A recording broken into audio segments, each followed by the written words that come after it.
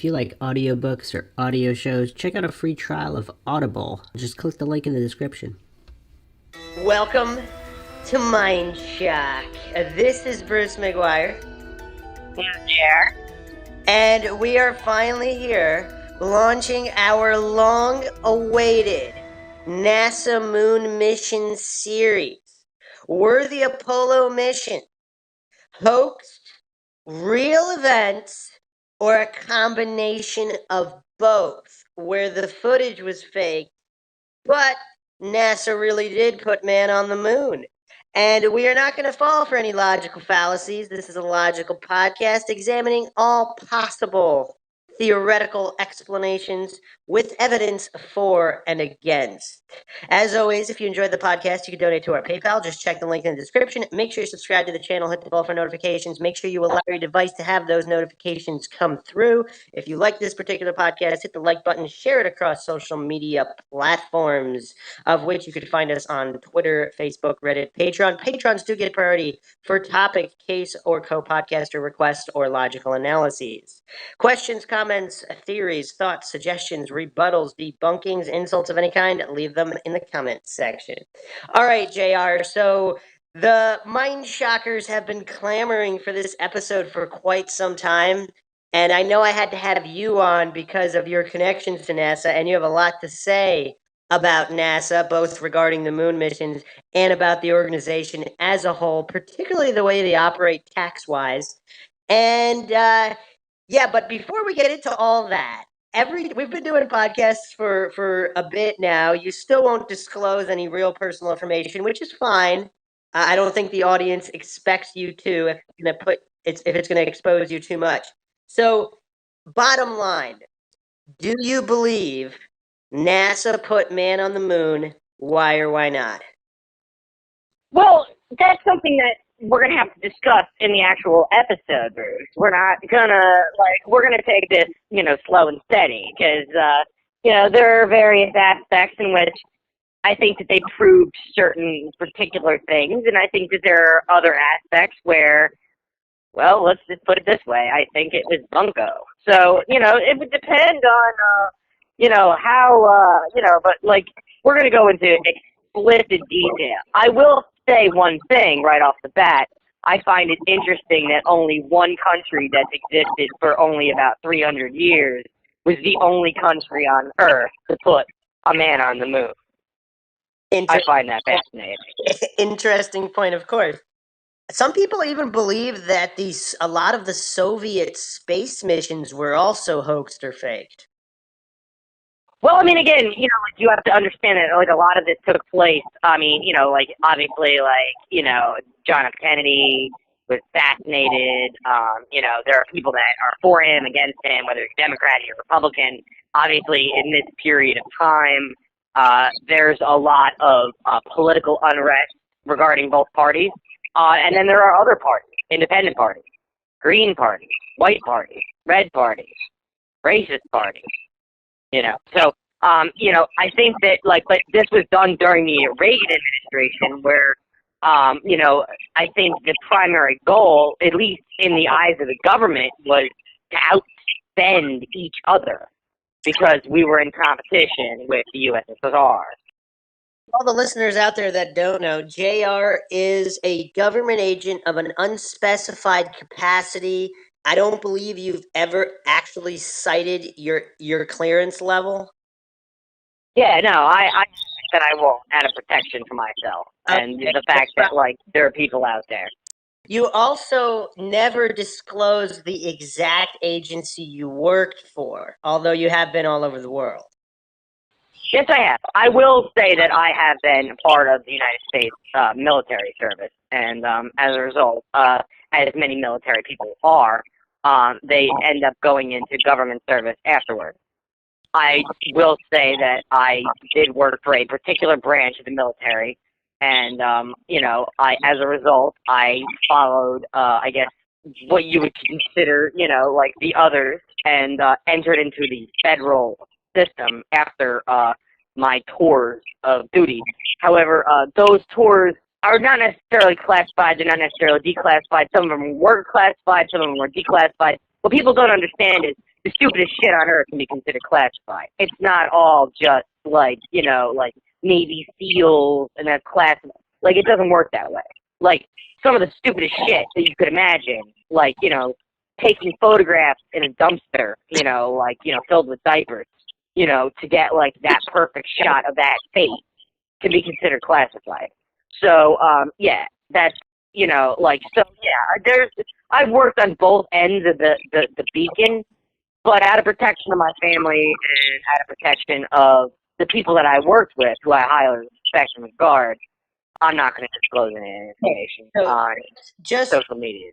regarding NASA and the moon missions, your information that you're going to be going over with us, is this pooled from any kind of direct involvement in programs that gave you direct knowledge of at least certain aspects of the moon missions? Or is this information coming from you speaking with people who have been involved with NASA or any other projects in that capacity? Oh, I've been I've been to Cape Canaveral. I've worked directly with individuals that, I've worked with not only just general NASA technicians, like I've also worked with the arm division and, other aspects of that, so like I've dealt with people that are directly involved and are still involved with, because you called it, how did you pronounce it? Apollo? Or it was, how did you pronounce it? Apollo. Okay, yeah. So, I mean, it depends on how you want to. Either the medieval Latin translation, the traditional Latin translation, the NASA American speak, or translating it into Greek. That denotes the pronunciation of the project itself. But that is one of many projects that we will cover because NASA has a lot of things in the works. And here's something that I was always kind of curious about, because I've known a couple people who worked for NASA in the past as well, but they were all low level people that had nothing to do with anything. They didn't even discuss. I mean, what they have told me is that the moon missions or even space exploration wasn't even discussed in terms of their capacity. They were just low level computer people, and they just dealt with computer systems.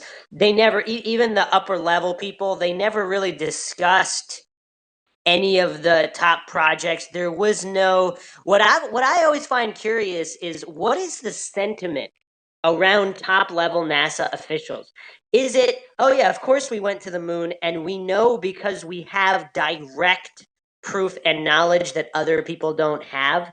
Or is it, how dare you question NASA? We've never seen any real proof, but how dare you question? And of course we went. Or is it even more sinister, like certain people in the flat Earth community report, where they kind of know it's all a sham and it's an inside joke? Did you pick up, what kind of sentiment did you pick up with in regards to higher level people within NASA?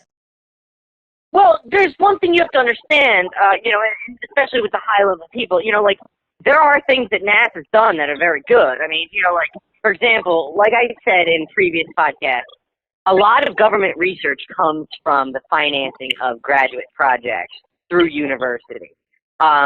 There is one thing that's solid that we can guarantee that NASA did do. They generated and created the idea of rope raw memory.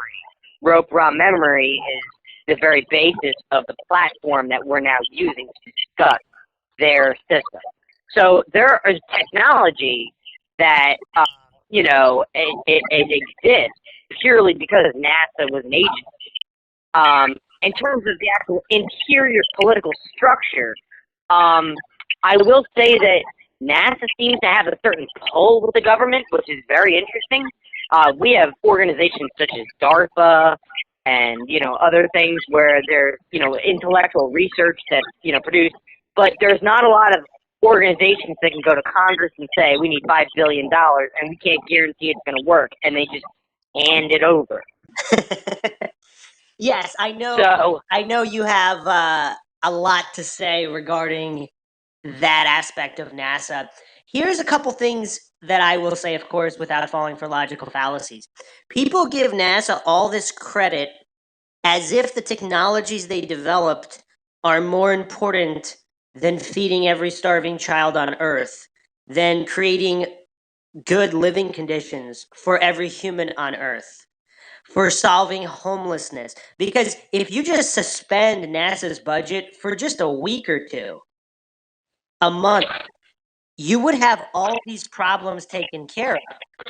And people don't seem to care. The other aspect of it is I know people point to the black and white fallacy of, well, NASA created this beneficial technology, therefore that justifies not only justifies their existence, it justifies the tens of millions of dollars given to them every single day, which could have been spent on easing human suffering on Earth or completely eliminating it. If you look at the entire span of NASA's existence, if not a single cent went to NASA and it all went to the benefit of humanity, what kind of world would we be living in? And to those people, I say this, and to you, how is it 100% certain that if NASA didn't exist, that these technologies would have not been developed? They would have been developed anyway because the same human. Well, but and again, this has to be put into the episode, Bruce. Because this is a very broad question. The very first thing that I have to say is that NASA didn't necessarily develop all those technologies. As I said before, a lot of these projects were privately funded graduate study projects where we paid Joe Blow $10,000 to spend his entire fucking college career developing one, microchip, and then we use that, throw it into a computer board, and all of a sudden that computer board cost $20 billion.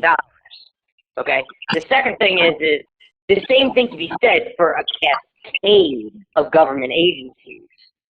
Okay? It's not just NASA when you talk about, saving humanity. If we really analyze the government budget, because there are many bean counters out there, but, when you look at an actual federal budget, they talk about trillions of dollars like it's just, $20, breaking at 20. So, and it's not just NASA. So with that regard, that would have to be something that we would have to push into the primary podcast.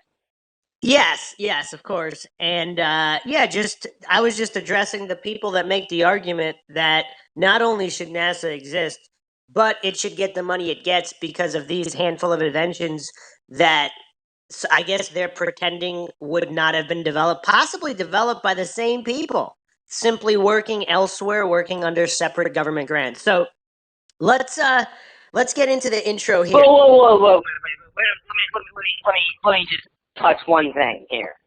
It's not necessarily the innovation. It's also the assembly of that innovation into a finalized ideal that someone can follow. How long did the cell phone exist before it actually became a viable product for the American people? How long did copper exist or bronze exist before it was understood that it could be sharpened into a weapon?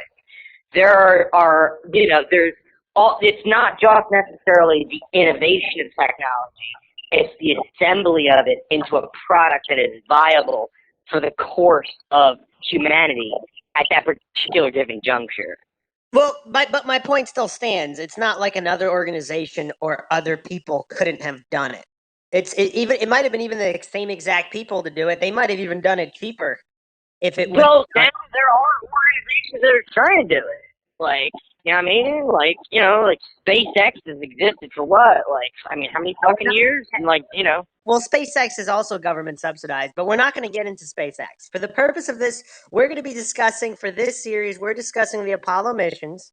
Did NASA fake them and everything that entails in typical MINDSHOCK fashion with a complete comprehensive analysis. So, of course, the main points that we will go into with dedicated podcasts, but I'm going to go over them briefly now, just so the listeners can kind of understand the purpose of the series.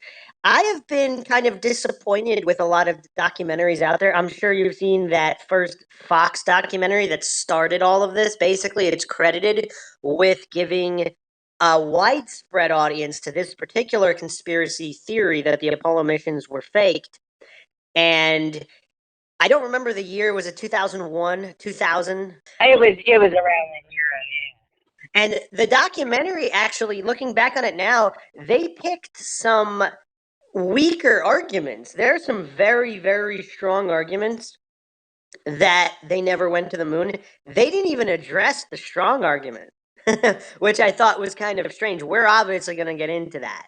We're going to get into that, but the main points I think that are debunked are not the main points that those who do not believe the moon missions happened as purported. It's almost like a straw man exercise of debunking. If you haven't checked out the MINDSHOCK podcast, Debunking Debunkers, I lay out in pretty simple terms the problems with a lot of these debunkings. Because if the conspiracy being alleged is that this government organization known as NASA faked these moon missions, why would you use government sources to debunk the conspiracy theory? And that's something coincidence theorists really, I don't know why they're that silly. It's not that hard to understand. If you're trying a serial killer in court, you're not going to use the evidence the serial killer brings from home. You're not going to trust that evidence to exculpate him, right? I mean, how silly is that? Why do you think coincidence theorists do that, where they use the government's own information to debunk a conspiracy being alleged against the government? It doesn't make any sense at all. Well, I think a lot of it also has to do with due political influence. I mean, again, we look at, for example, the assembly of the Apollo, system. We can touch on the Ball Corporation. The Ball Corporation, they're known for making mason jars. The idea of, canning your own vegetables is, or jarring your own, peaches is, but that company actually works with NASA to build these particular products. Those people have their people, and those people eat dinner with those people. So it becomes a gray area very quickly. Well, I'm talking about the average American citizen, Joe Schmo, sitting in his apartment watching TV and drinking beer, who has no connections to any of these individuals. Does he? I mean, I don't want to insult Joe Schmo, but because there's Joe Schmoes that are conspiracy theorists, aka critical thinkers, and there are Joe Schmoes that are coincidence theorists that kind of don't understand all these logical fallacies that they're falling for. Because I've actually never heard anybody make an argument that NASA landed on the moon without using logical fallacies to support that argument. And that's the whole reason for the existence of this series and even of the MindShock podcast in general. There's definitely a dearth of media that keeps in mind logical fallacies to present logically. Now, I'm not saying that man didn't go to the moon. And it's actually quite interesting because Alex Jones, of all people, do you know what he believes about the moon landing? No, I stopped watching Alex Jones after he tried to, started selling snake oil. So, you would have to, I have to remove myself from that particular comment because, to be quite honest, I think that, just like Dr. Phil, where he gives some sort of make peace advice and then his, wife comes on and sells her wares. Like, I think that there's something to be said about people that, the Mind Shock podcast is different in that we touch on elements without marketing any particular secondary product or entity. So that's why I'm a part of it. If we did, I'd instantly just disappear forever. I think we need to release a JR line of supplements.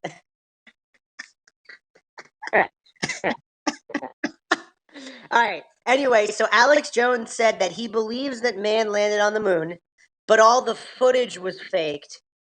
And of course, it wouldn't have been broadcast live because would they really take the chance? Like, let's say the astronauts died and that was broadcast live. What kind of an embarrassment to America would that be? Because you have the Russians watching, you have the Chinese watching, you have the whole world watching. If there was an accident on the surface of the moon and they died, would they take that chance? And common sense says no way. Not in the middle of the Cold War. What are your thoughts on that? Well, it's funny because we talk about, like, we all have seen the footage, or at least I would hope that most people listening to this podcast have seen, Neil Armstrong walking off the steps saying, it's kind of like a powder. But, not only did we supposedly land on the moon, we landed on the moon before Neil Armstrong. We just never left the capsule. Okay, after Neil Armstrong, we had vehicles driving around the moon. Okay, but again, I go back to the fact that there is only one flag that supposedly sits on the moon, and there's been no other nation that's ever, and they have trillions of dollars at their disposal as well. So yeah, I mean, again, I don't want to touch into. I want to discuss Hubble. I want to discuss the International Space Station. I want to discuss Russia trying to buy the International Space Station from America. I want to discuss a whole bunch of different things, but those are separate episodes. There's a lot to discuss, but I don't know if you specifically answered the question. Do you believe that NASA and America would take the chance of broadcasting a live accident on a moon mission? I don't believe they would, but you have to understand that, there's also what I find the denigration of honesty that has existed over the past several decades, and that, people used to be a lot more honest than they are today. Like, if you go on somebody's Facebook and you look at that Facebook, it's like they have this perfect life. They don't know that, he's actually in a wife beater beating the shit out of his wife, on the side. You just see the pictures of, the whole happy family smiling, for the camera. The same can be said about this particular project. There probably were accidents. There probably were mistakes. There's all kinds of things.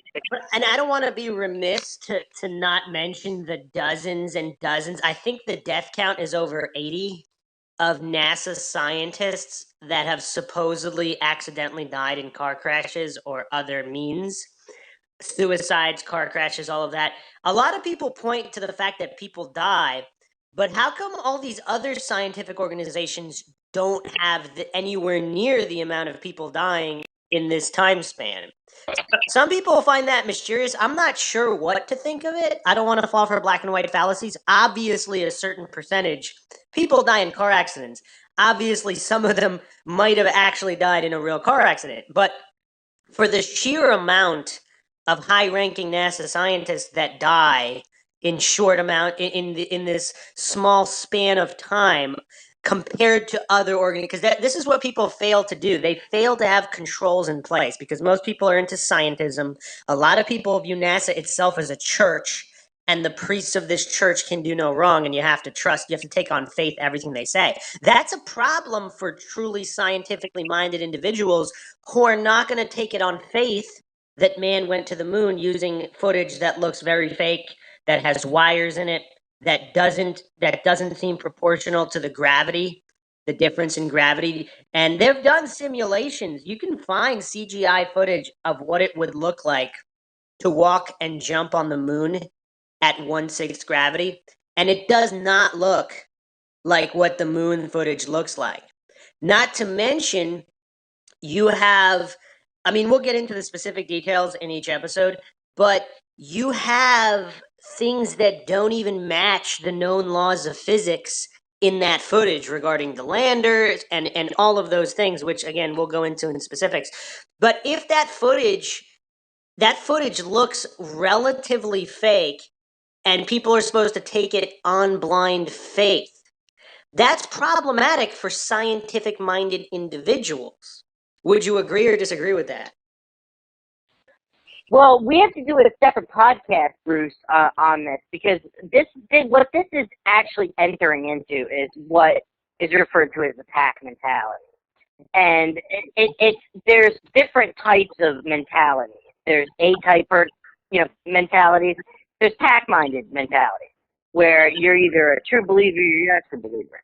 It could be a cult, or it could be a church, or it could be a like.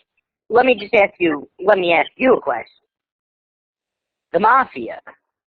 There are people that blindly follow and join into an organized, what the government would refer to as a RICO-based organization. They do it blindly. They might have they might have starving babies. They might need money. They might need this. They might need that.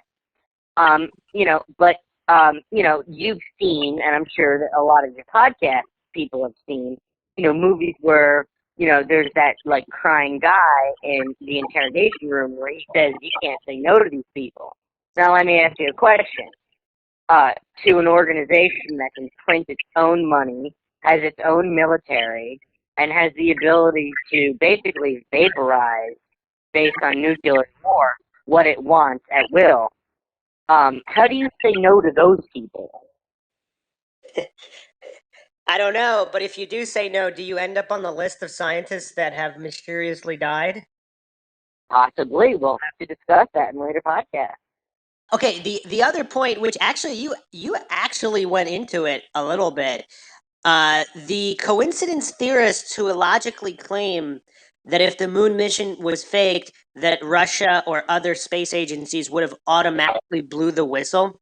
You actually already started going into my rebuttal to that. Again, doesn't mean they went or didn't go. They might have went, of course, but we're discussing the evidence and we're not going to do it on faith. We're going to do it using actual science and logic. So if something threatens an institution, why would anybody blow the whistle on it? So, for example, like mafias.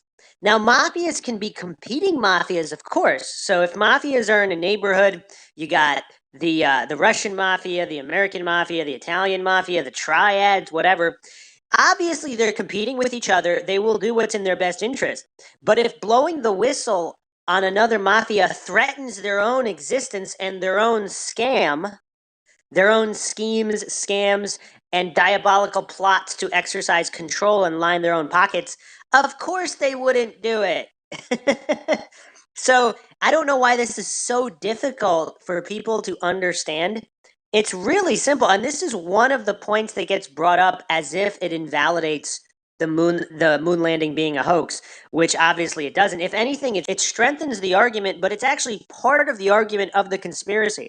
If the conspiracy is that big, and the flat earthers, obviously we have to spend a certain amount of time talking about the flat earthers because this is intertwined into their, I guess, belief system as well, where they believe all space agencies have the purpose of hoodwinking the masses into thinking that we're on a heliocentric globe and all of these space and planets, all these planets are actual terra firma that you can land on, as opposed to gases or other types of energy that aren't three-dimensional to the point you could actually land on it. Some people actually think the moon is not a three-dimensional physical object. It's some kind of energy. So it's actually impossible to land on it. What do you say about that?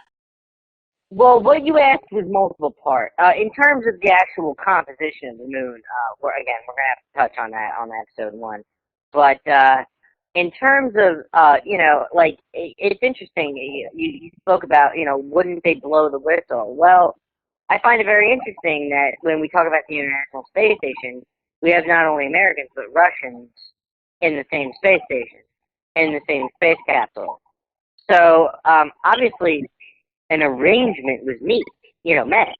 It was, so this is the type of thing where we start seeing one guy backed up next to another guy with money in a hand, holding out behind his back to grab from another hand. So this is something that has to be examined very closely, probably in its own dedicated episode. Yeah, and we will do that. I just wanted to touch on that because that's one of the silliest arguments that coincidence theorists make regarding moon landing not being a hoax and using that as evidence. It's the same thing with let's say the Catholic Church. You could have a church in multiple countries And even if the church is doing something bad, they're not necessarily going to blow the whistle on each other if it threatens the organization as a whole. And the other thing coincidence theorists use is the appeal to incredulity logical fallacy, where they don't believe there would be a reason good enough to fake it. Therefore, they're just going to religiously and dogmatically buy into the scientism because their feeble and ignorant mind doesn't know the reason. Well, again, that actually proves the point of the conspiracy theorists, aka critical thinkers, because the reason would obviously have to be a good reason and it would have to be classified so they wouldn't know about it. So the fact that they don't know about it could be used as evidence that if the conspiracy is true, obviously there would have to be a reason good enough to facilitate it. Is this all just basic common sense to you, or is it strange that we actually have to go through these aspects? Because a lot of the coincidence theorists, these are their arguments against a moon landing hoax, which are of course fallacious.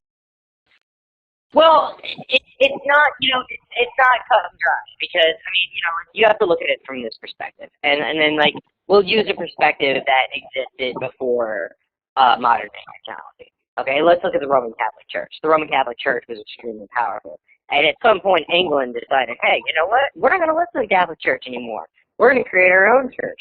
Well, it's interesting how they didn't vaporize each other. They coexisted. So we're not dealing with something that's just purely based on logic, math, science, and reason. There's also the aspect of the human mind, which is emotion. And that's something that has to be thrown into the mix. And for several different reasons, it's very difficult because human emotion varies from individual to individual. There are sociopaths. There are people that are, like they've devoted their lives to saving others. There's a whole scope. So what you're talking about is a calliope of gray areas that have to be put into perspective piece by piece, unit by unit, which is why it's a series and it's not just an episode. Yep. And the other thing that really jumps out to me that the coincidence theorists have no answer for is the tens of thousands of telemetry reels that were just lost. Now, if someone claims to have executed the greatest feat and the greatest accomplishment in the history of mankind, and you ask for proof and they say my dog ate my homework, what is the response of any logical individual going to be?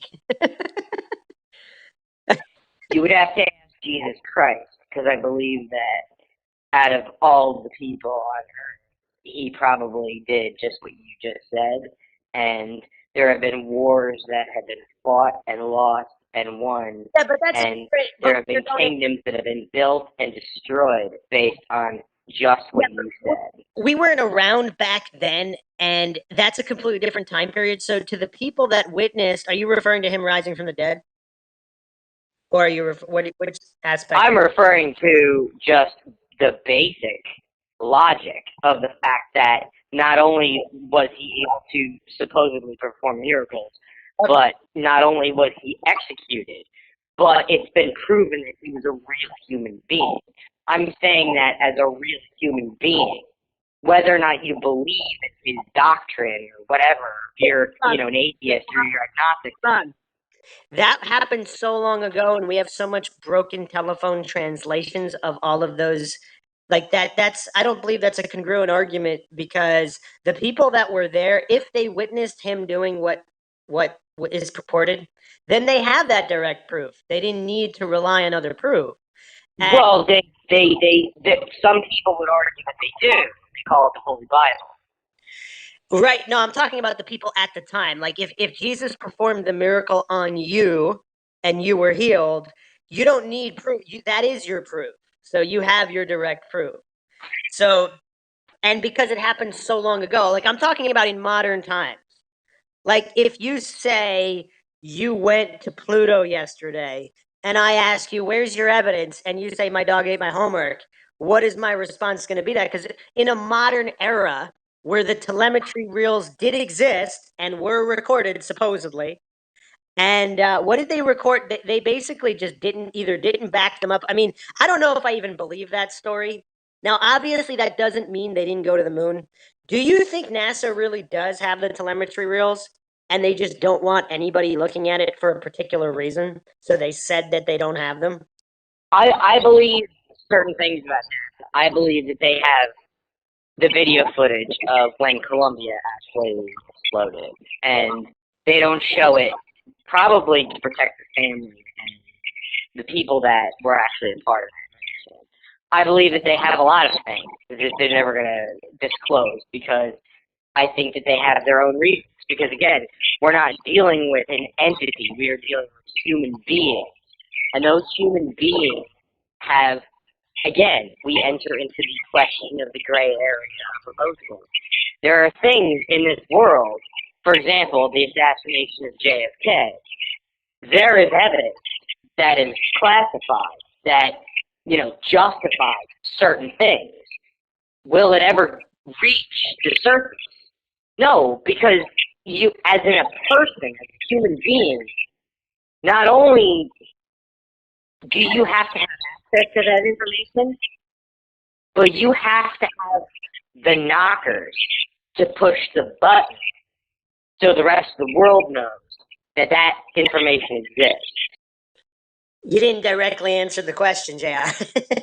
So you're saying they might have, it's a possibility they have the telemetry data. They just lied and said they didn't because they don't want other people looking at it for whatever reason, a reason we don't know. Yeah, absolutely. Okay, so that's a possibility as well. But I think, and we're going to round out this intro because this was just laying the groundwork and saying everything we're going to go over. We're definitely going to go over the pressurized suit issues, the measurement issues, all of the inconsistencies, whether the Van Allen belt really exists or not, if the radiation would preclude any transfer of film. And of course, that whole thing during the Mercury project. Yeah, and the whole what nobody really wants to talk about, which is one of the smoking guns in my opinion, is that there was a documentary roughly 2 weeks before the first mission where the head engineer, who I believe was killed, uh, he said that there were no known metals or materials that could withstand the heat or the cosmic radiation. They didn't exist. And if you look at the material list of everything used in the Apollo missions, and you look at the melting points and all of these things, they don't add up and it's not even close. So, how did they go? Well, the counterpoint, of course, is that NASA could theoretically have top secret materials that are not public, so they could never disclose what they used in order. So, there's a lot of, I don't want to fall for black and white fallacies, of course. Well, no, I mean, but again, like the same thing could be said. I mean, let's just pull out a corporation. There's a corporation known as Firestone. Okay, they make tires. According to records that are, classified, they have a tire, a material to build rubber for tires that will never wear. And when they came up with that formula, it was shelved because obviously if they created tires that would never wear, then they would never sell another tire. Yeah. So there are, yes, we will go heavily into this, but I think we should wrap up this introduction. Yeah, I was just going over the quick overview. There's problems there. There's problems with could the film have even survived the trip. There's a multitude of issues that we will be going into. I just wanted to lay the groundwork there, but yeah, I think the crux of the issue for most people when discussing this topic is, of course, logical incomprehension, because you can't use logical fallacies to support a position and call it logical. That's the opposite of logical if you're relying on information or arguments that are logically fallacious. Now, that doesn't mean your conclusion is false. If man went to the moon, they went to the moon. If they didn't go, they didn't go. But MindShock is all about logical examinations.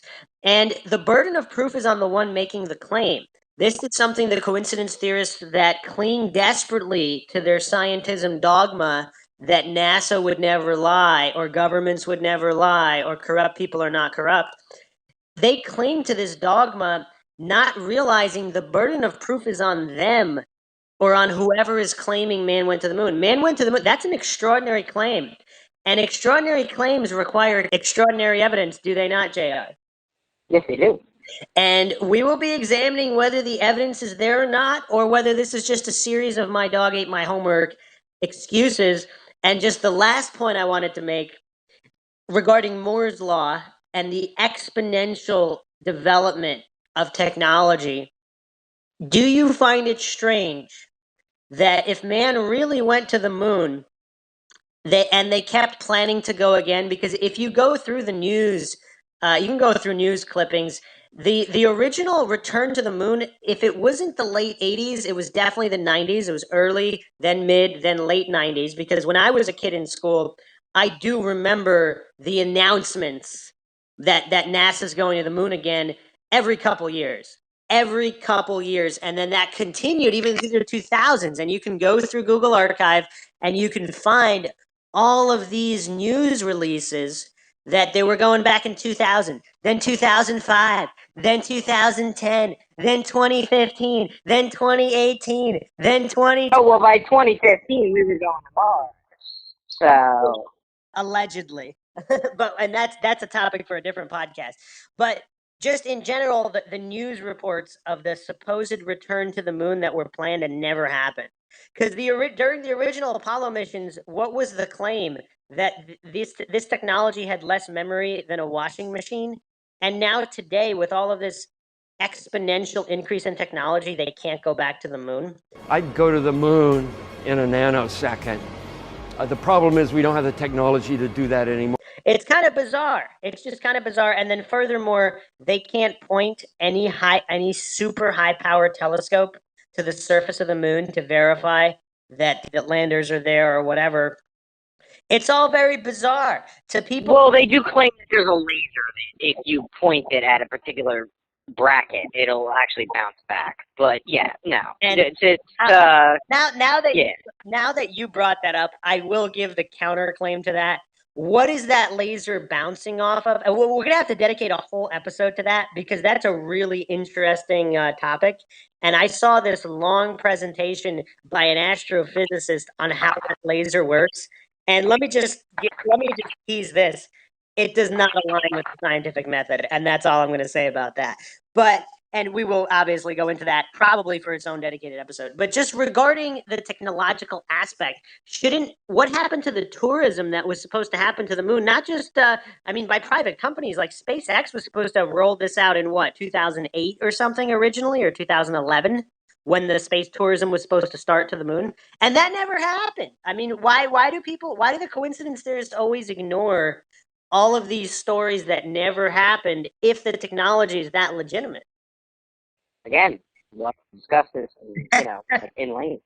All right, there you go. That is what JR is willing to say for the moment. So join us next time where we will be doing point-by-point examinations of every aspect of the Apollo missions, and we are going to be talking about things that have not been talked about. Some really, really damning information, some damning evidence against the Apollo missions that have not been discussed on your typical conspiracy documentaries and podcasts. In typical MindShock fashion, comprehensive and not logically fallacious. We hope you guys enjoyed another edition of the MindShock podcast. If you like the podcast, you can donate to our PayPal. Just check the link in the description. Make sure you subscribe to the channel, hit the bell for notifications. If you like this podcast, hit the like button, share it across social media platforms. Questions, comments, thoughts, theories, suggestions, rebuttals, debunkings, leave them in the comments section. You can check us out on Twitter, Facebook, Reddit, Patreon. Patrons do get priority for case or topic requests. If you have any specific questions as a patron, you will get them answered as top priority. This is Bruce McGuire signing off. And JR tapping out. We'll catch you guys next time.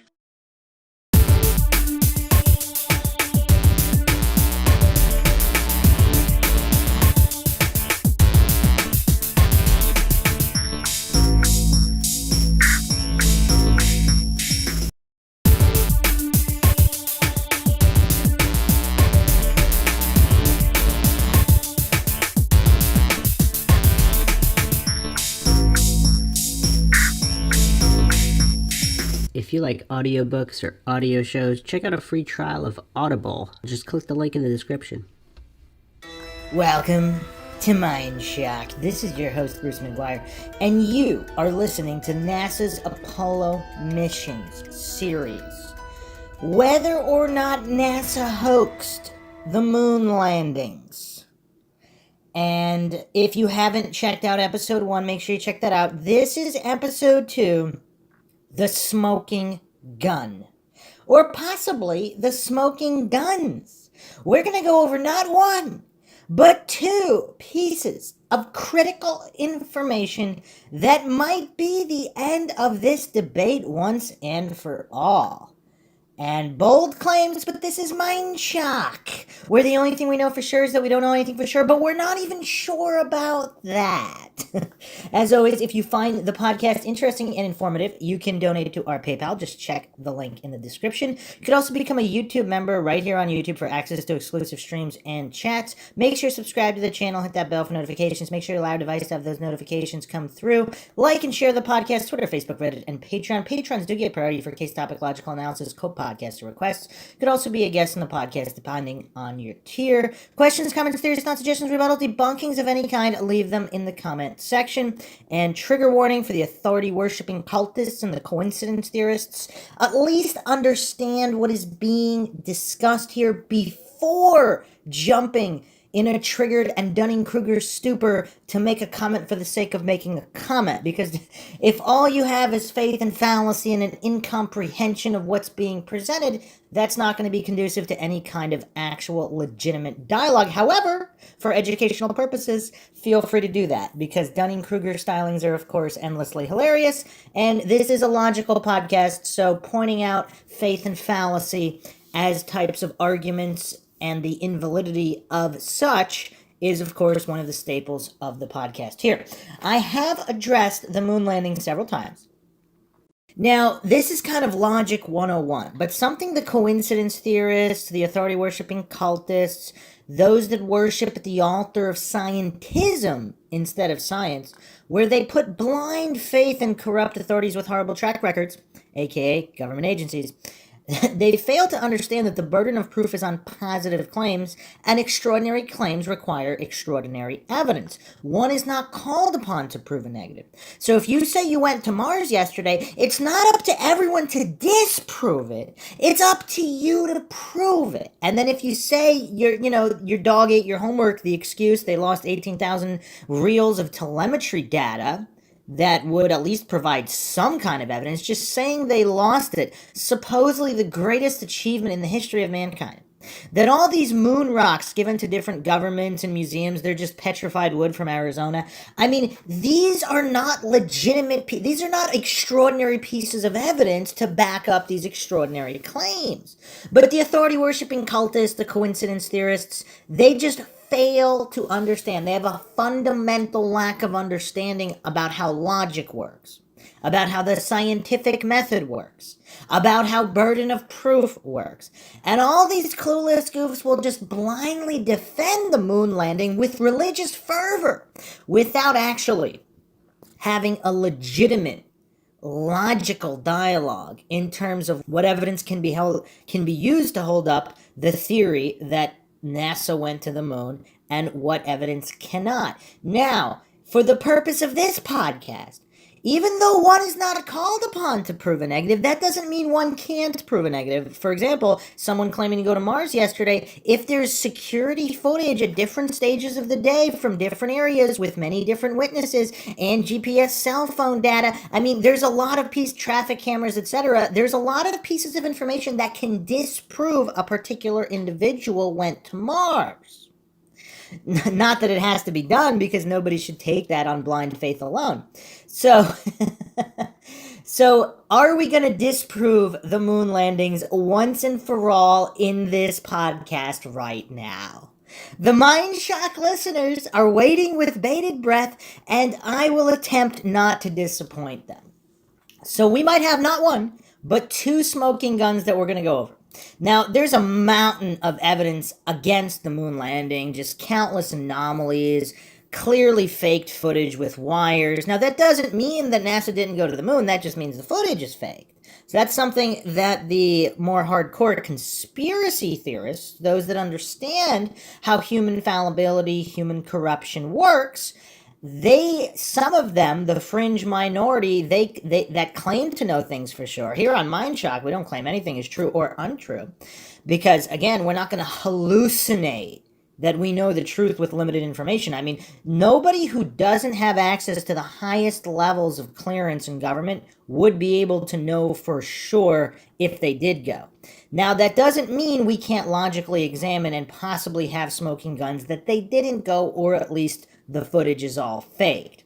So, let's start with this interesting post just a few months ago by Aleti on the conspiracy subreddit, which is a cesspool. I mean, there's plenty of critical thinking conspiracy theorists. There's plenty of clueless goof coincidence theorists. There's everything and anything in between. But occasionally there are some solid posts. This is one of them that brings to light a certain method of technology that can be used to ascertain whether certain images are faked, or at least cast doubt on the validity of images.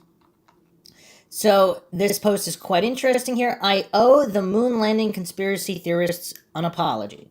I always believed the theories to be crazy, but why? I had never really looked into it. Again, that's called cognitive dissonance, because when people are hopelessly indoctrinated into the cult of state and authority worship and scientism, they just believe whatever the mainstream authorities say on the idiot box. They don't question. They're not scientifically skeptical.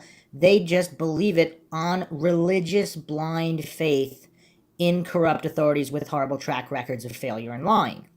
But continuing here, there are some actual crazy theories out there. I have been a bit more open-minded the past 10 years, and so when this rolled out for a chance to disprove the conspiracy theory once and for all using a method of EMF extraction, I found myself proving the conspiracy theorists correct. And that's interesting too. Like, what's the track record of conspiracy theorists who are scientifically skeptical of these corrupt authorities with horrible track records, everything from MK Ultra to Skiji, Gulf of Tonkin. I mean, it's just the poisoning of St. Louis. I mean, geoengineering, aka chemtrails, all this stuff. I mean, what's the scoreboard here versus conspiracy theorists and coincidence theorists? I mean, are the coincidence theorists even accidentally correct about anything yet? Okay, so this EMF extraction method is labeled by Andrew Letty as a novel method, uncovers the color spectrum of light from white images, and reveals black holes. This was published on Medium.com by Andrew Letty March 12th. Which means we can finally put an end to this debate. Did we go to the moon? Images of lighting, the moon, EMF frequencies, black holes, and the galaxy. When I was trying to figure out a method to measure the distance light travels between obstructions through atmospheric fog, I found a method which allowed for the extraction of light through seemingly white images. And then I accidentally found a really fast and easy way to extract black holes from an image without needing thousands of gigabytes of data. The process takes maybe 30 seconds. While the spectrum of light above is from one process, the multiple colors of the craters of the moon are from 4 processes. I had used this technique for months and have studied thousands of photos. Well, actually, I've studied videos as well, so hundreds of thousands of photos. I should have said I studied thousands of environments. So here we can see 2 channels of colors, one positive, one negative. You'll notice one is CYMK, the other is RGB. The sun has never ever failed to recreate the exact same pattern with the exact same distance of color, nor change the color. Before we get to the moon, I would like you to become a bit more familiar with what the raw processed images look like. No adjustments are ever made between these images. They all go through the exact same process. Here we have raw data, the original image, and the fully processed image. I like how nice the processed image looks, but tend to hide much of the information I need to determine the environment. I'll show you a few. You'll notice that anything with natural light will give off the same exact order of CMYK, cyan, yellow, magenta, and well, key.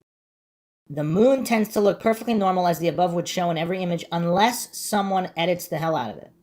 It becomes very easy to spot a real star, natural light, and fake environments. There is one fake environment below and the 3 pictures of a real star. It should be fairly obvious which images the star belongs to. The fake image has 2 fake stars. Both are stars, the latter is a reflection of the sun. Transformative data representations of electromagnetic frequency. The image with bright red, bright green, and bright yellow is the imposter image. Those waves appear to prove part of my framework. Essentially, the Earth is dual negative monopole. The interference of electromagnetic waves tend to produce red streaks. The Hubble telescope recently took a neat photo of a triangle cluster. I believe it was from the angle and exposure. Even at great distances, the colors of light prove true. The following images are either inside with human-made lights or along these lines. And you can see huge difference here. Green, yellow, blue always like to appear together as well as scattered across the entire environment when a human-made light is around, with the exception of... Interesting. Wow. Very, very interesting. The difference of different light. Black, yellow, blue, green all like to hang around human-made machines. This is a mix of human-made light and natural light. Note, the dark trim is not the same as the ones prior. I mean, even just on a basic level, the natural light is just a lot more pleasant than the crazy, sporadic, sharp spectrum of colors in artificial lights.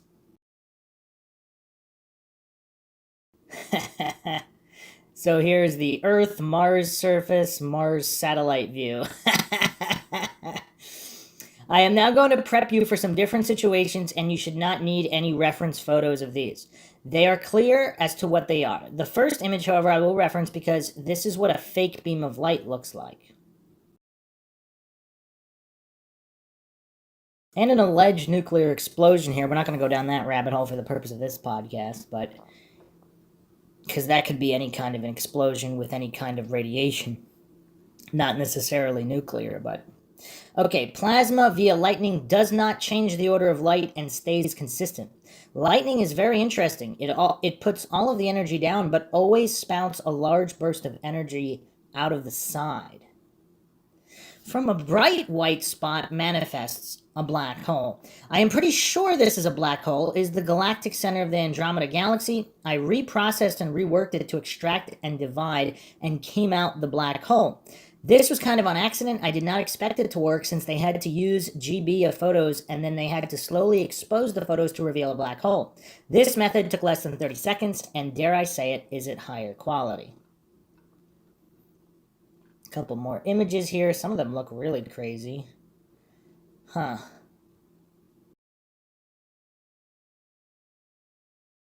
This method has been trustworthy from inside to outside, around the Earth, in the International Space Station, and other galaxies. In the ocean, in the dark of night, to phenomena not normally present, such as nuclear explosions or nuclear meltdown, to theaters and movie sets. One moment of truth. I processed the first image of the moon landing, and my belief interference activated instantly right on cue.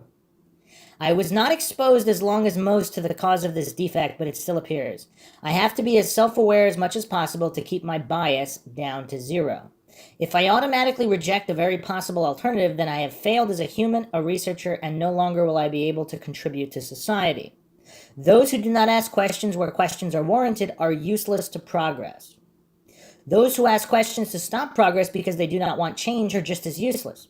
I have studied human behavior all of my life, and the one thing I am certain about is that cognitive dissonance is not the issue. It is a belief interference for the need to be right because of years of negative reinforcement training from public school. I luckily did very difficult puzzles and cognitive exercises until 7th grade. It was by accident. I just enjoyed those activities. Our education system teaches you that if anyone says anything different, then they are wrong and they will fail. It gets worse the longer you stay in secondary education. The 3 signs, MAD, mock, angry, delusion. The last part will cause your ability to read to cease. It will cause you to shut down and ignore all conflicting information. The only way to go beyond this defect is to suffer through the massive headaches as your brain rearranges the structure of information which is stored within your brain. The older the belief or idea, the bigger the headache. The moon landing was something I held to be absolute truth my entire life. Laughing causes you to relieve the instant pain which hits you in the head as your memories start to associate and rearrange differently. Everything within your brain is connected to seemingly random events, names, people, words, smells, etc. And so to change a core belief would mean you must rearrange accordingly so that all connections know to point to the new belief. Pair this with a negative reinforcement and you will do everything in your power to shut down. I fell asleep for 2 days after experiencing the worst headache of my life after processing all of the images. When I woke up, I ignored it for an hour. I cannot ignore something like this. I found it simple to reevaluate now that I had taken the time needed to accept the fact that we may have never landed on the moon. Well, here's another thing, we. So you can tell this guy, he's pretty thoroughly indoctrinated. We, this associative collective narcissism and collective hubris of a species. Even if humans landed on the moon, it's not we, it's those humans. They landed, if they did. But anyway, I did a whole podcast on the we arguments on MINDSHOCK, so make sure you check that out.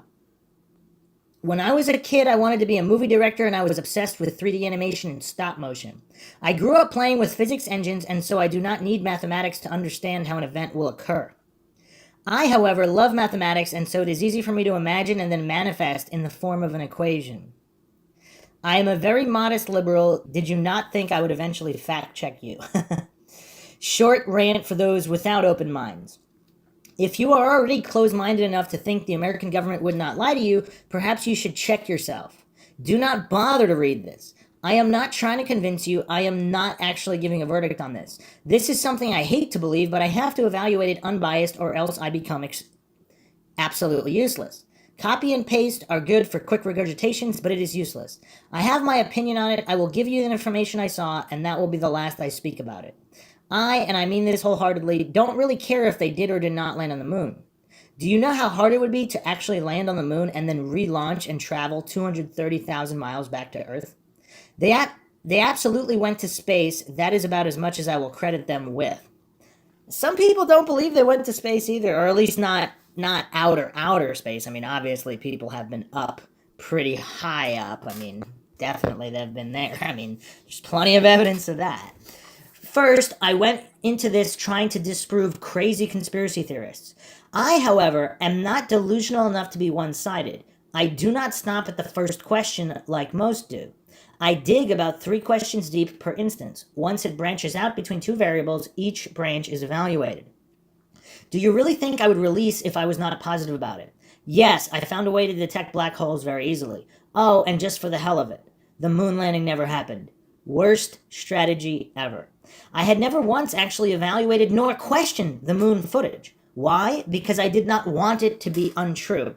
I mean, this guy does seem kind of honest about his biases there. I mean, his mental strength is clearly greater than most authority-worshipping cultists with blind faith in the Church of NASA or these other institutions that they treat as churches and all their information as gospel.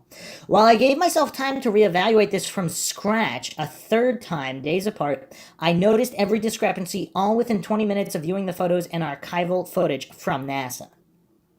I have only heard blips of what conspiracy theorists have said on pop culture television. I had, and still have, zero desire to read the straws at which they grasp for. I only know of one refutation, and that is the direction of light. It's actually kind of funny because it's the coincidence theorists that grasp at straws to try to explain away all the anomalies where, I mean, the conspiracy theorists are just being scientifically skeptical and pointing out anomalies and problems like Swiss cheese in the moon landing narrative. The thought process for each evaluation. All right, I know you're waiting for kidding, but I do not do that. It may help you understand much better if you are on a desktop computer. Before we go into the forensics of light for this event, I am going to walk you through my initial reactions. I really do not know why I wanted this to be factual. I never had any interest in it. I have never seen the video or looked upon the photos. Again, it's just kind of like a safety blanket for coincidence theorists. To think that they've been hoodwinked this severely and this obviously. It's weird. Some of these conspiracies, the more obvious the conspiracy, the more all of these clueless coincidence theorists dig their head in the sand and pretend it's not obvious that it's a conspiracy or cover-up. It's really weird. It's like the more obvious it is, the more their ego is triggered that they were hoodwinked because it's so obvious. If it was hidden extremely well, maybe the cognitive dissonance and the triggering wouldn't be as severe because the ego might not be as damaged if it was like a really good, smart cover-up. First thoughts, there are no stars. Why does the flag have a wire mesh within it? Perhaps it was to ensure a prominent display. How are two adjacent diagonal light beams possible? The EMF extraction shows one beam left pink and another one right white. The boot prints are too large for that suit. That is not a person. That is a very well-made toy-like figure. I mean, I don't know how he determines that. I mean, the boot prints are definitely off. Huh. There's a lot of problems with this footage. If a wire mesh exists in the fabric, then there's a great possibility that the moon landing was stop motion. The foil on the craft is far too perfect to have gone through a launch as well as a distance of 232,000 miles. The foil, as they apply it to crafts, is usually very wrinkled already. There is now zero possible way for this to be standard size foil. The photo is at least a miniature. The landing... I mean, the lighting conditions, too. I mean, again, let's put everything aside and just the quick eye test. I mean, the lighting just looks like a lighting on a movie set. It doesn't even look like outdoor lighting. Like, compare this landing to, again, just, let's say, whether a movie or a home video shot outdoors. That's just not a natural lighting setup. I mean, it's such even light across all sides. I mean, just the basic eye test. Something was scrubbed out of the first image, it is very clear. Who the hell took the picture of the lunar landing? This is a genuine photo of a life-size replica. The foil on this image is wrinkled to the size that it should be. And that's interesting. I don't know if I've ever even looked at the foil wrinkles, because there is a problem with the previous photo we looked at. And then this photo has much more, the wrinkles do look much more accurate as normal foil wrinkles. The bronzed foil is blurred out, but it is clear enough to see the many creases that it should have. Next picture here. It is odd for a camera of high quality to not have motion blur, yet be unable to pick up any trace of a star. I wonder if the video had any stars. Yep. There are a lot of videos for this, but I went and dug for the most unedited version and also sourced multiple versions. This video luckily had both of the new and the old together. The greatest proof of all. And this guy didn't even go into the just the frame rates. On the previous episode, I went over the frame rates.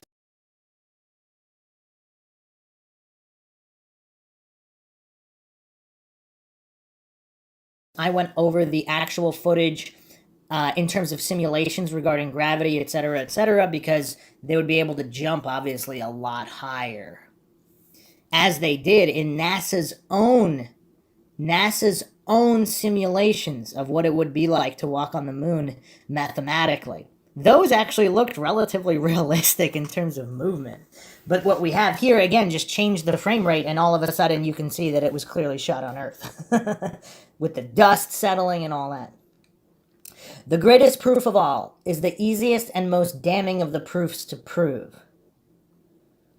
When you realize you do not even need my EMF extractions to disprove the moon landing.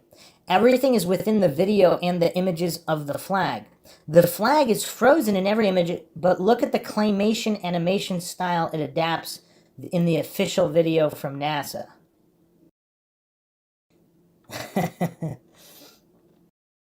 But it bothered me. The frames between each crisp frame were artificially blended to give the illusion of additional frames, a trick used in cartoons and stop motion. I took away tweened frames and slowed it down by half. You will notice 3 things. The flag is animated very well to act like it is in zero gravity, meaning the wire mesh was not there for prominent display. 2, the cord being pulled by the other astronaut is stiff like wire. Even in zero gravity, a coaxed cord would not act like that. 3, why did the restoration degrade it further? I mean, yeah, it's a lot softer and blurrier than the original. It's kind of weird. Oh, that's what they meant about shadows going in 2 directions? Yikes. Why the hell were people calling someone crazy for noticing that? The crazy ones are not conspiracy theorists. The crazy ones are those who are so blind that they delude themselves into thinking something is not there. And that's, of course, a staple of coincidence theorists. I do not have to do any forensics to know that we never landed on the moon. Why is the other angle never shown? Why is that rock always in the background? Also, those helmets were designed to reflect infrared, gamma rays, X-rays, and any frequency of color that is deadly. Yet in the photo a few above, there is no reflection. In transit, firmly standing on ground, tag hanging down as if gravity was applied to it, which is weird. Did they not go to space at all? I am beginning to have my doubts. This is where the lunar landed, yet none of that environment is ever shown on foot. There are also 3 straight lines stabilizing this thing.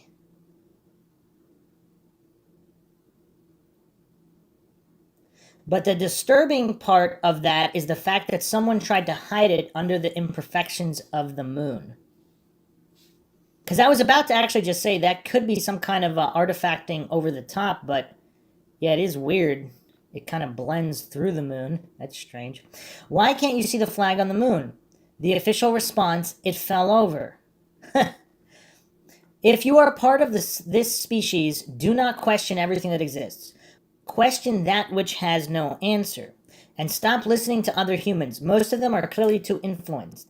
If I sound overconfident, that is because I did the forensics multiple times prior to writing this. I know how this already ends. You see that receiver transmitter? It's facing the wrong way. This was the moon phase, July 20th, 1969. The moon's orbit viewed from above. Huh. What's he trying to say here?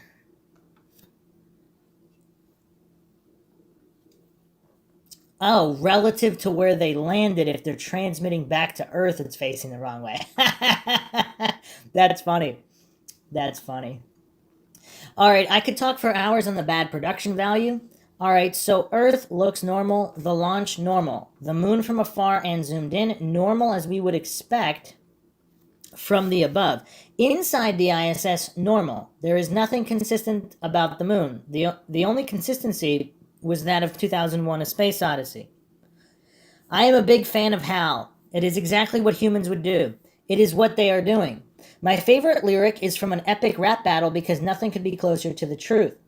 I'm in your lap and in your pocket. How are you going to shoot me down when I guide the rocket? One final look at some non-staged photos. And a quick look at a movie from Complete Random. Well, there was only one movie to choose from. I did not lie. Okay. Now that we have all that data locked into our heads, let's look at the spectrum of light within the moon photos. What are the chances that it matches up with a movie set? I even gave it the benefit of the doubt, and I cheated in favor of the moon landing being authentic. I gave each image 4 notches in both directions for 8 separate analysis profiles. Here's what the moon looks like when you color burn all 8 layers. Here's what it looks like when I use various techniques which allow for 3D wave location, black hole extractor, and a new one which is right below this. I do not have a use for it, it is just pretty. It mattered 0% of the time. The green hue is present on most of these. Green is a prime indicator of studio lighting when on the base channel. Natural light on the moon above did not change at all. The only change was the distance between waves. Remember this photo. This was the first photo I processed. Remember this green glow. It actually appeared on most of the images, but there are already too many photos. Instead, I will share the weird ones across the spectrum.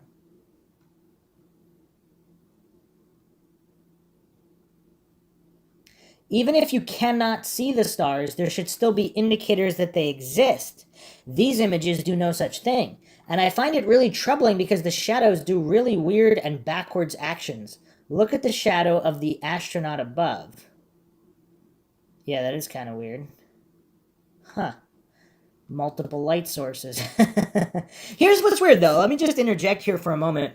I mean, whether Kubrick directed the moon landing or not, I mean, that's going to be a separate episode in and of itself because the Kubrick anomalies are just, I mean, the coincidence stack on that one, wow. But let's put that aside. Regardless, how hard would it have been to just have some tiny little lights in the studio ceiling or in the background, or at least some kind of fake wallpaper background with stars? I mean, was that just an oversight? I mean, it's kind of weird. I mean, obviously, they didn't think some guy would be doing EMF color spectrum extraction and analyzing it to this depth. I mean, I think that was one of the greatest failures. They didn't foresee the consumer high-def tech, or maybe they did and didn't care. Maybe that's part of the agenda, is that's supposed to be leaked. I mean, who knows? But obviously on those grainy, crappy TVs way back when, before VCRs, it was just, I mean, I guess they just didn't anticipate it, because it is hard to tell that it's fake just on that, you know, with an old, crappy TV set from the 60s. The yellow and blue shows up a lot in theater lighting. None of the images are consistent. I mean, that's another good point, too, because whether it's real or fake, like let's say there's some kind of electromagnetic interference on the moon. Obviously, I mean, it wouldn't look like studio lighting, it would look like something else, but at least it would be regardless of what it looks like, it should be consistent throughout, because they're in a singular location. So the sun is, at the time they're taking all these photographs and videos, the sun's where it is, the earth's where it is, the stars are where they are. It should be consistent, but it's not. That's kind of weird too. It gets better, though. Here are the only images that were consistent. Photo of the launch, the rocket, the Earth, their rescue, and Congress.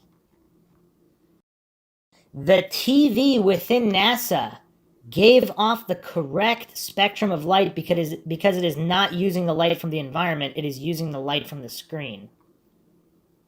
Interesting. Whoa, that's very interesting. Because it's a photo of a photo, or a video or photo of another photo, because they had a projector set up. The most damning of all, the origin of light. Check out where the waves are originating from.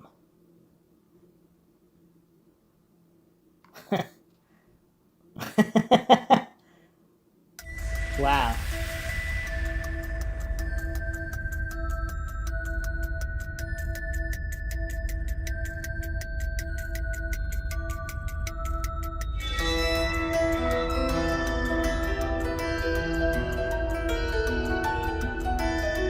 You can easily see the square from an old image they used to blend in the Earth.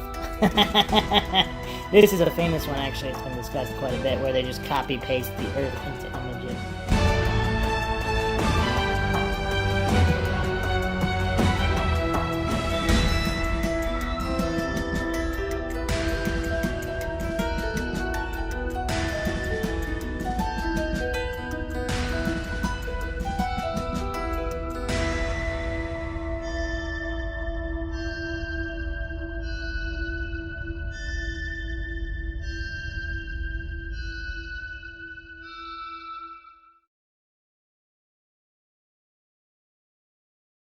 No, actually, this is the most damning evidence. The original uncut video of the moon landing.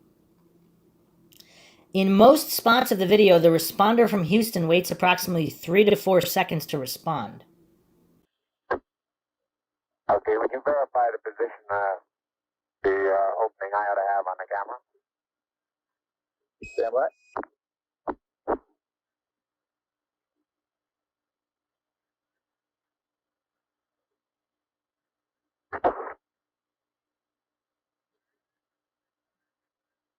Okay, Neil, we can see you coming down the ladder now. Neil, we can see you coming.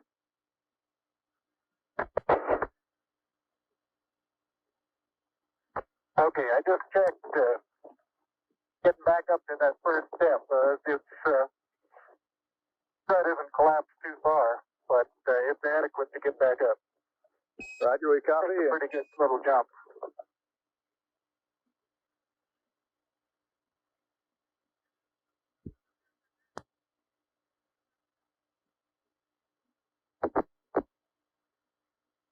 Buzz, this is Houston. F2, 1/160th second for shadow photography on the sequence camera.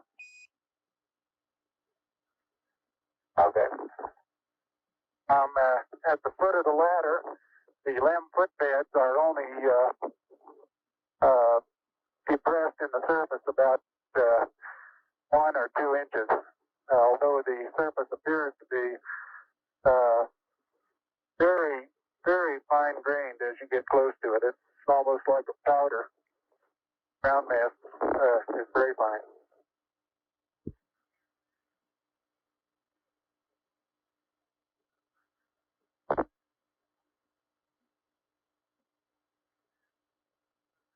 I'm going to step off the limb now.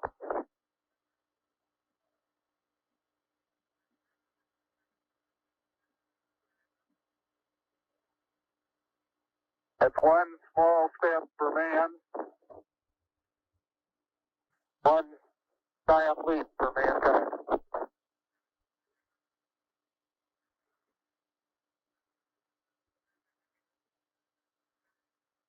Um, there seems to be no difficulty in moving around as we suspected.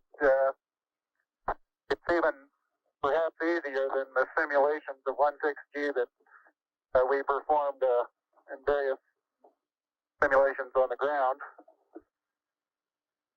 Absolutely no trouble to walk around.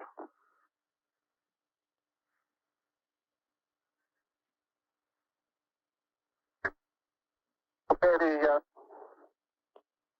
descent engine did not leave a crater of any size. It has about 1 foot clearance on the ground. We're essentially on a very level place here. I can see some evidence of rays emanating from the descent engine, but very insignificant amount.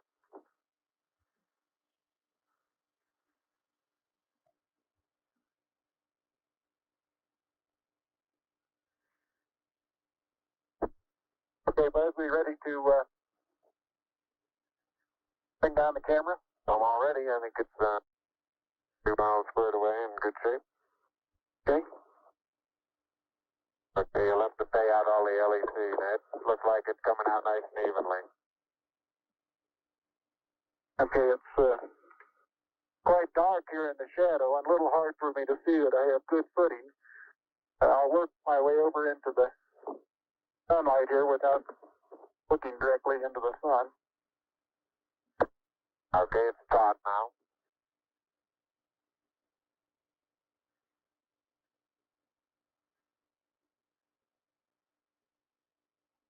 Unofficial time on the first step, 109.2420.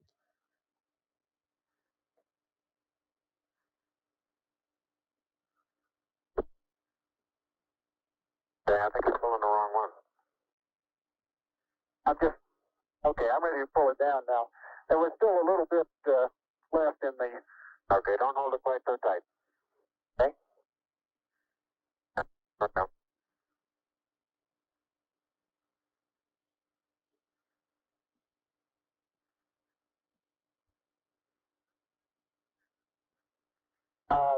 Looking up at the limb, I'm standing directly in the shadow now, looking up at Buzz in the windows.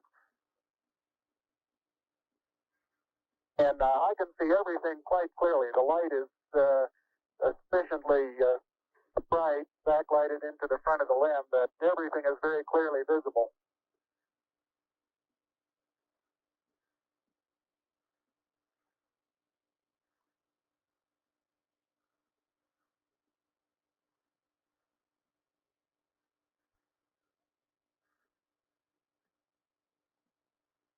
Okay, I'm going to be changing it up. Okay.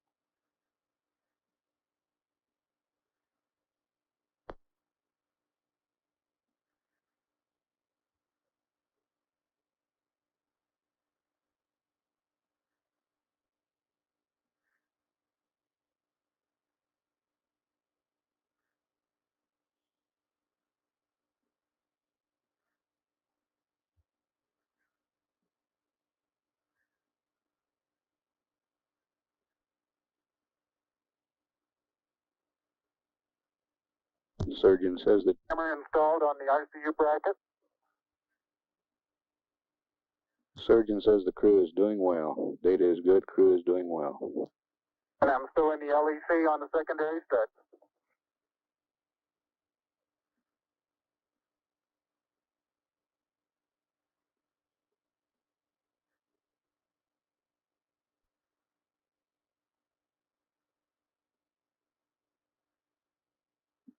I'll step out and take some of my first pictures here.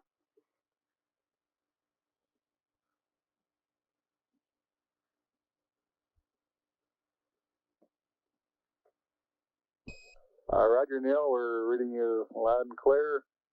Let's see, getting some pictures and the contingency sample.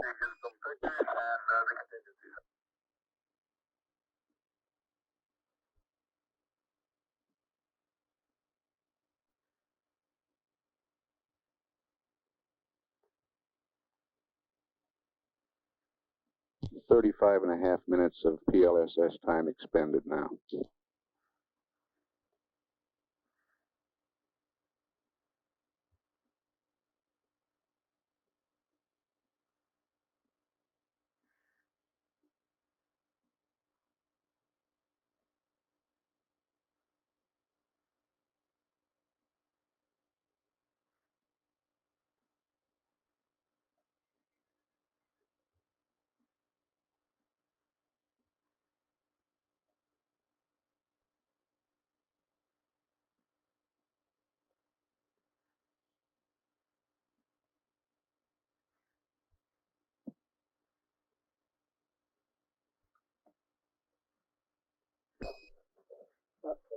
Neil, this is Houston. Did you copy about the contingency sample? Over.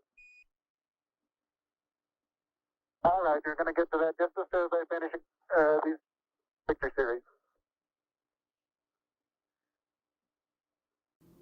236,752 miles divided by 186,282 miles per second equals 1,270 milliseconds times 2 equals 2,540 milliseconds for communications round trip. In 2 of the areas in the original video, he responds within 395 milliseconds and 460 milliseconds. The official curator of video archives stated, sometimes to cut down on times of dead air, the gaps are shortened. Bull expletive. There is a lot of dead air in the video. And if they edited 2, why not all of them inconsistent? They would not have the audacity to publicly display it, though, I am sure. Well, let me move that over the edge for you. Okay, ready for me to come out? Yeah, just stand by a second. I'll move this over the handrail. Okay? All right, that's got it. Are you ready? All set.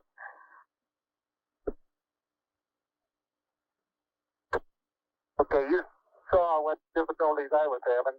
I'll try to watch your bliss from underneath here.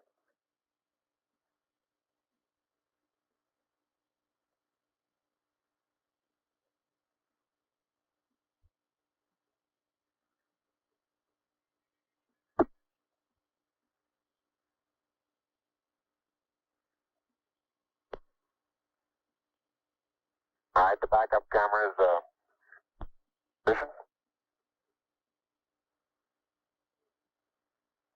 Okay, your bliss looks like it's clear and okay. The toes are about to come over the sill.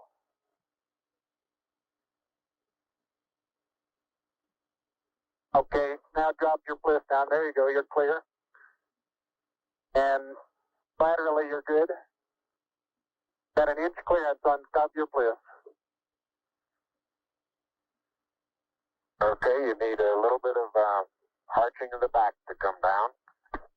That's like what you're doing. How far are my feet from the edge? Okay, you're right at the edge of the porch. Okay. Back in from...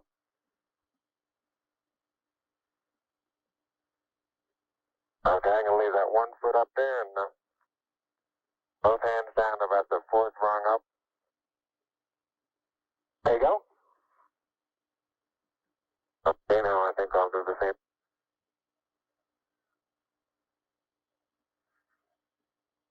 A little more. About another inch. There, you got it? That's a good step. Yep. About a 3-footer.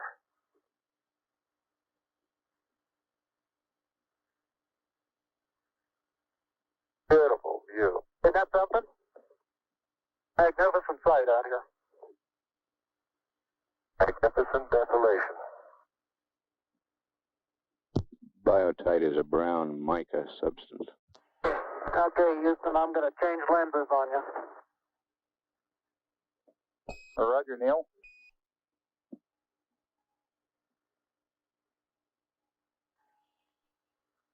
Okay, Houston, tell me, get a new picture. Neil, this is Houston. That's affirmative. We're getting a new picture. You can tell it's a longer focal length lens. And for your information, all LEM systems are go. Over. For your information, all LEM. I appreciate that. Thank you.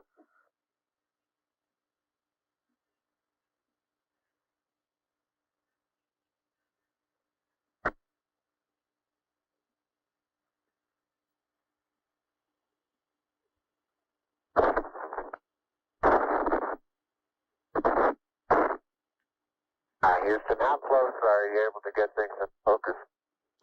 This is Houston. We can see Buzz's right hand. It's somewhat out of focus. I'd say we were focusing down to probably about 8 inches to a foot behind the position of his hand when he was pulling out the cable.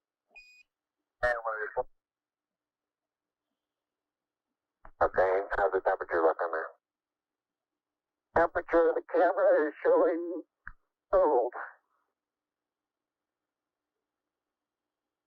I'm a little cool. I think I'll change. Oh.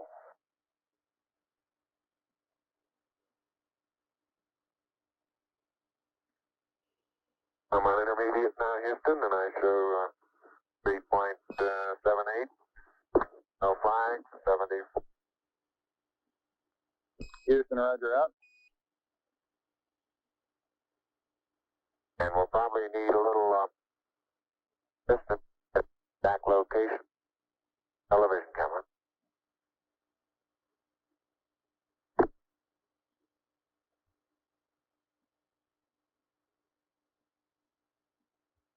And Neil, look at the minus y stress. Your direction of travel there. Traveling from right to left. Right. So this one over here underneath the methane where the probe first hit. Minus my probe first hit. I got plenty of cable. You got plenty. Plenty more.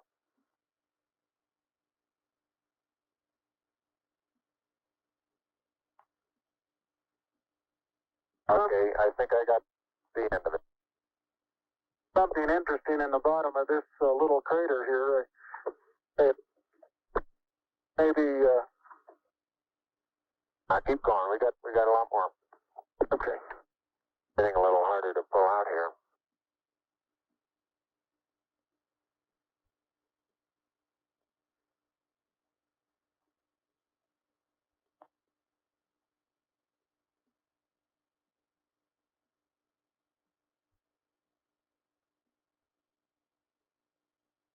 If you stand on the ladder facing forward, the minus Y strut is the landing gear to your left. Say I am, Buzz. 40, 50 feet. Why don't you turn around and let them get a view from there and see what the field of view looks like. You're backing into the cable. Okay. Turn around to your right, you better. I don't want to go into the sun if I can avoid it. That's right, yeah. I just leave it. All right, let it sit like that and walk around it. I mean, it's also stated it's uncut, so then it's not uncut. But here's the thing. Some kind of audio engineer actually mentioned this. Regardless of the timing in the video, the size of the transmitter would have to be so gigantic. I forget what he said. He said it would have to be so like a couple 100 feet or something like that in order to transmit to the Earth, and the delay would be astronomical. Because I believe he's using the calculation here as if it was on Earth with the correct transmitters. But it's on the moon, so it would be the size of the transmitter would have, and the power would have to be different. So I'm not sure how he got those numbers, but even if we assume best case scenario and they could transmit that fast, it still doesn't match up, which is what he's pointing out here. Unless there was some funny business editing, in which case they could clearly clear that up by releasing the uncut footage, which they said they did, but now all of a sudden it's not uncut? How do we still believe this?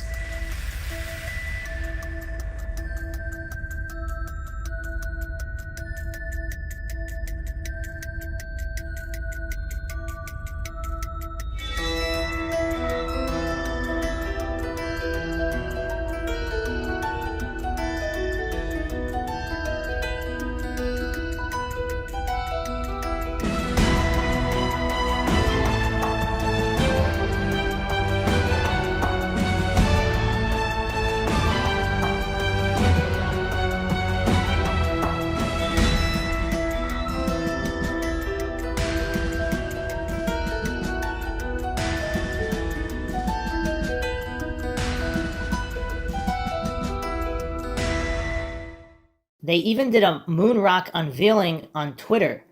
Right, but the lunar flag and track marks are nowhere. We have the International Space Station. This argument could be over by the end of next week. You know why they won't look? Because they think people care. Really, honestly, do you honestly care if we landed on the moon 50 years ago? No, and I completely understand because landing on the moon is a very tricky thing to do.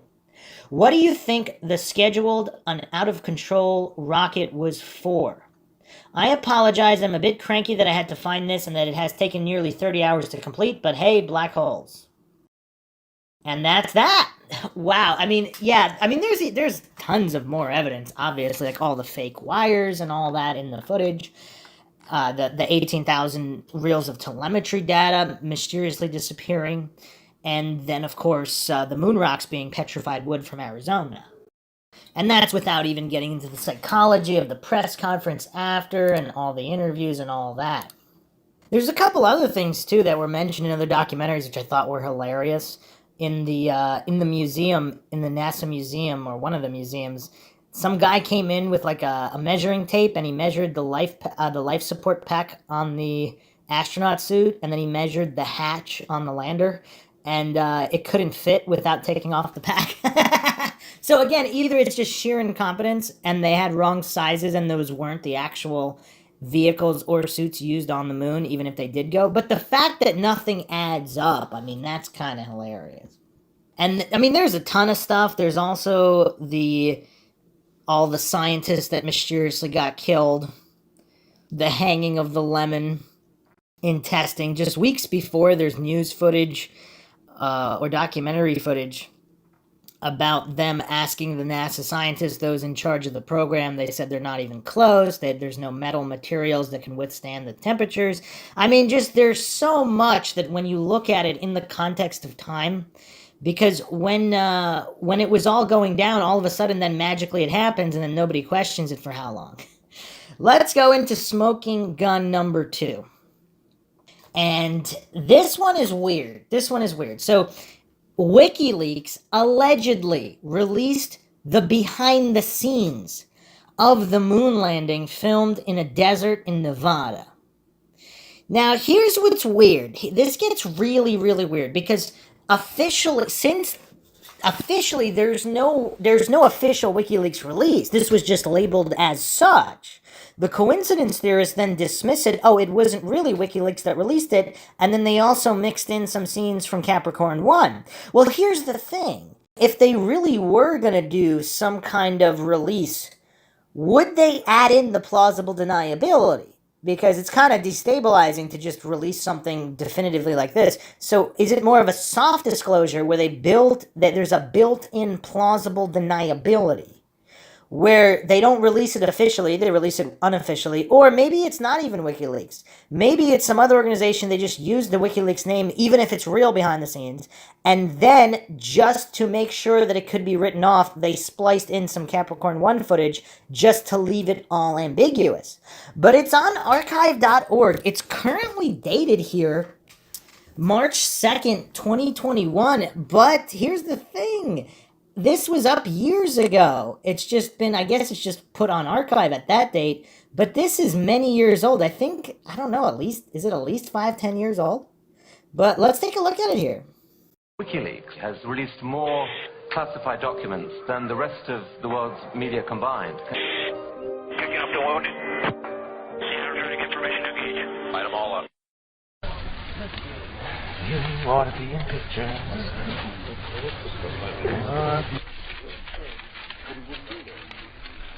That's the best. Let's say it's another one to print. I think that's awfully good. That one and the one before it was pretty good. Do we have about 15 seconds? Oh yeah, you got a lot of time. Yeah. I claim this land in the name of... What do you got now? Now move. Cut it.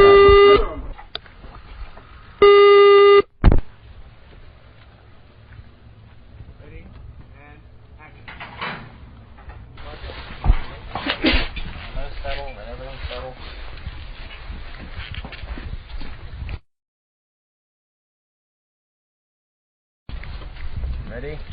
And action. Cut it? Jim? Very good. Print that. Print or... He needs to go off this mark. Once more, please. Otherwise, he, let me walk it. Before you tell me I don't want to back in the middle of it. Here's what we really need is for him to go to his left and then kind of veer back. Is that right?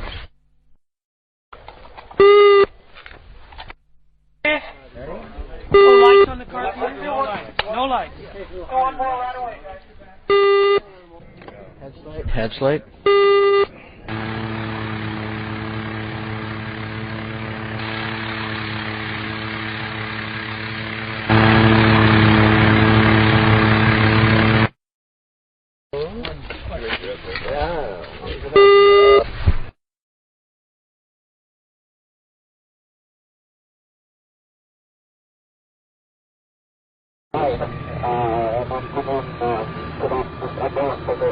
Exactly right, and it has to be.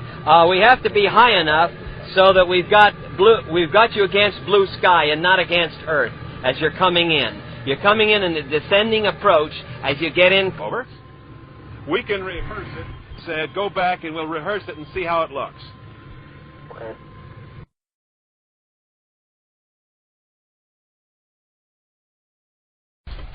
Ready? And action. Excellent.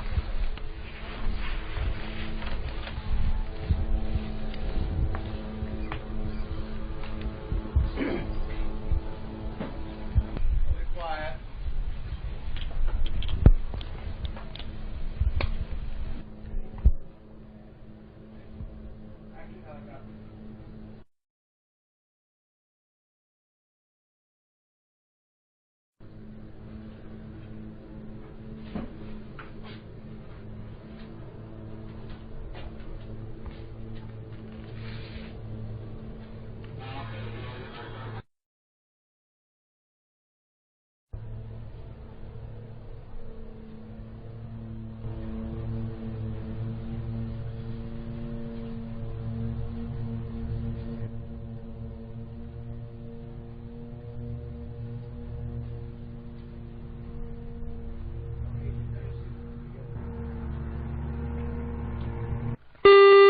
Cancel it on me.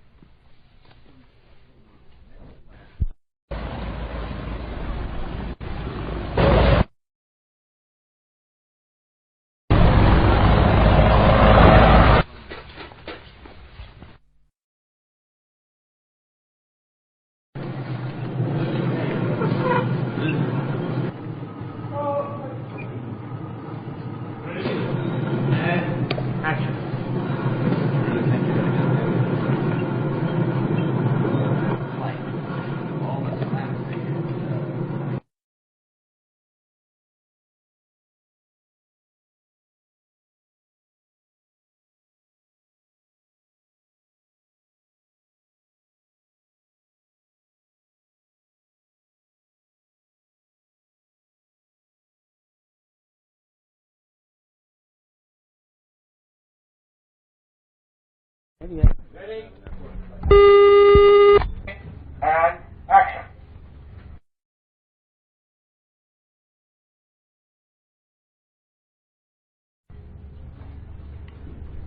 Ready? And turn. Use the second marker there. Love you, and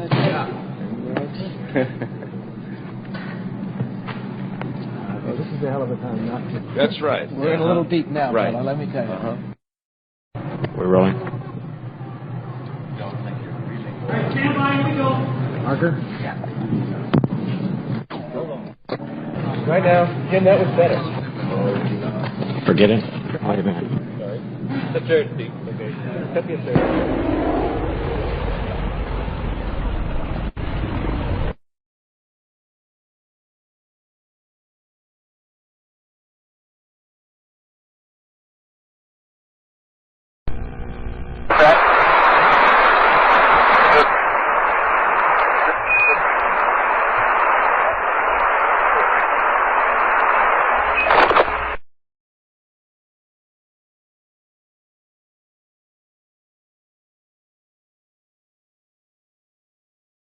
Boy, Houston, the beauty of this place is just absolutely incredible.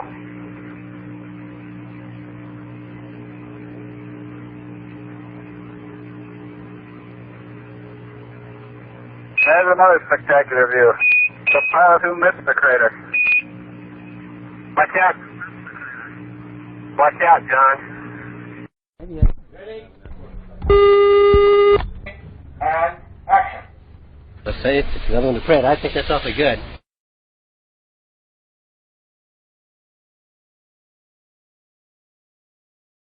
They're going to use clapsticks on this one.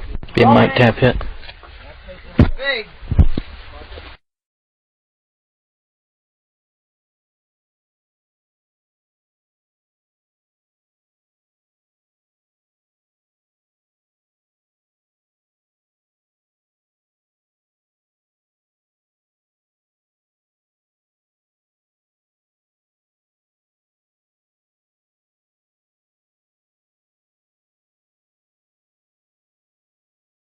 Action.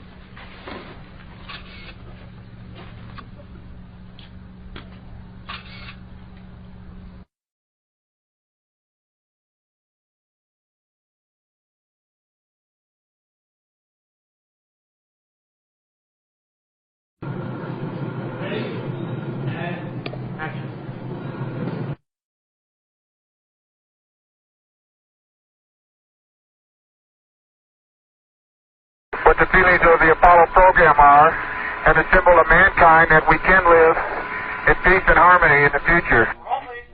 I didn't take them all the way in. Rather than even say anything about the, I like to keep the stuff to an absolute minimum. Peter has... coming up down, I'll tell you when I'm off the ground. Headslate.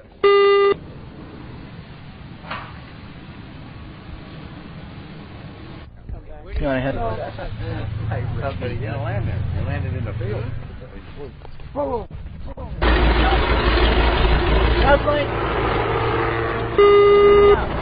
Okay, you can. This would be the biplane coming overhead, about 300 feet.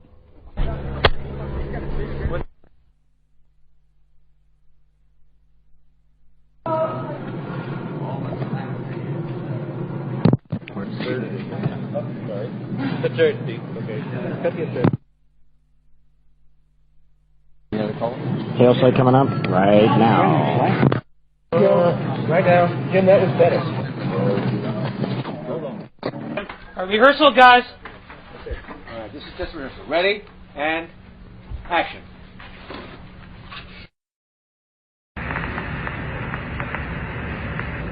Altitude's a little high. I think it's been almost 10 years since we've been trying to do this. Pitch forward, get a really good view of the You're landing looking site. great. Coming up 9 minutes. Roger, understand. Go for landing. 3,000 feet. Peter has... Coming up down, I'll tell you when I'm off the ground. Peter has put a mark back there where he wants you to land. What's so it look like now? 5.5 pounds. It's a tire and 9 something. forward. Forward. This is a good spot. Good for now? There. Yeah. Is that it? Command override off. Engine arm on. We're home. 413 is in. Man on the moon. Okay.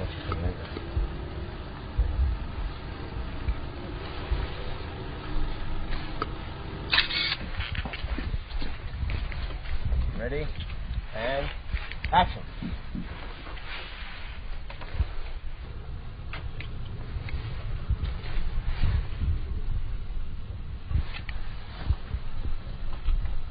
What do you think? Well, it's not a good idea, but what were you going to do?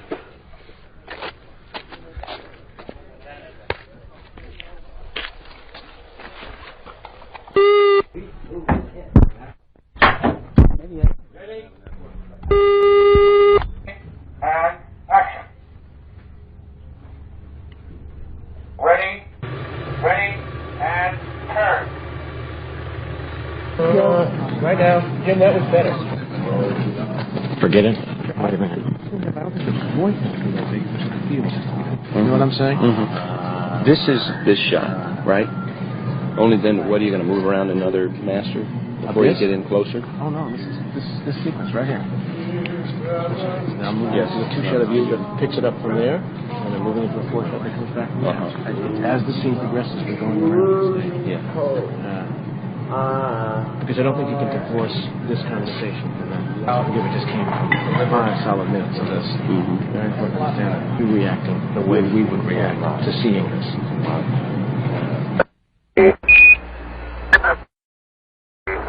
You had a good pick.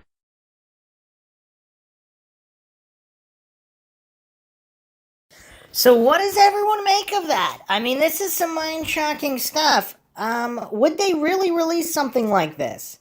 Or is this some kind of mixed soft disclosure with plausible deniability built in? And that's something to think about, not just in the case of the moon landing, but some of these other conspiracies where if there was some kind of release of evidence, would they build in plausible deniability?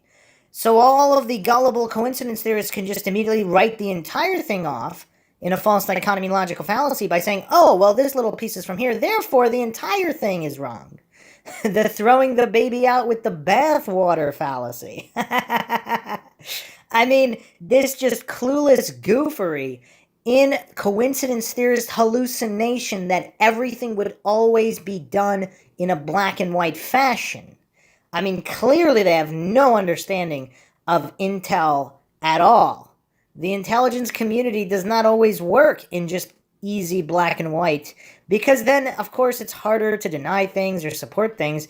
Clearly, there's got to be some kind of muddying of the waters. Now, is that what was done here? I am not claiming that that was done here. I am just saying that if this is legitimate or certain pieces of it are legitimate, is it possible that they mixed in with some Capricorn 1 footage just so it could be written off?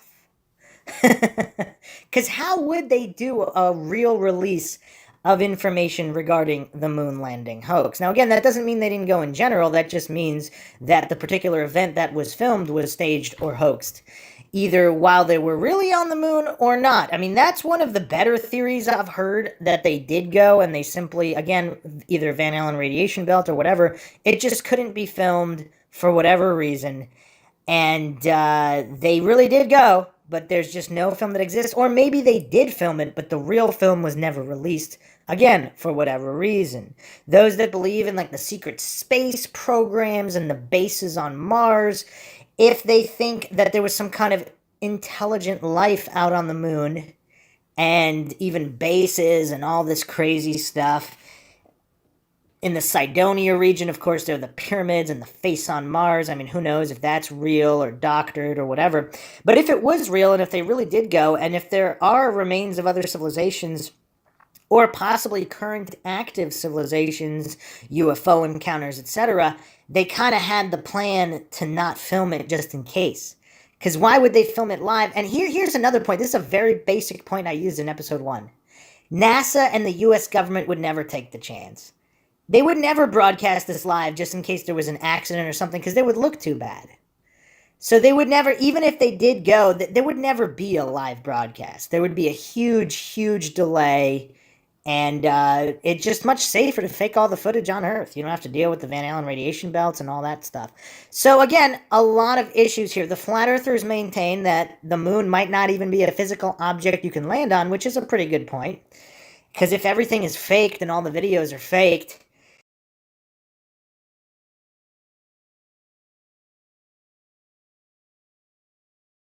I mean, it would also be interesting to use this EMF extraction method on China's moon landing and all that fun. Was it China? Did China and Japan both go to the moon, or was it just China? But other countries' space programs allegedly going to the moon. I mean, this EMF extraction method is very, very interesting. And there possibly are even more smoking guns. I mean, there's definitely more evidence. We're going to go over them.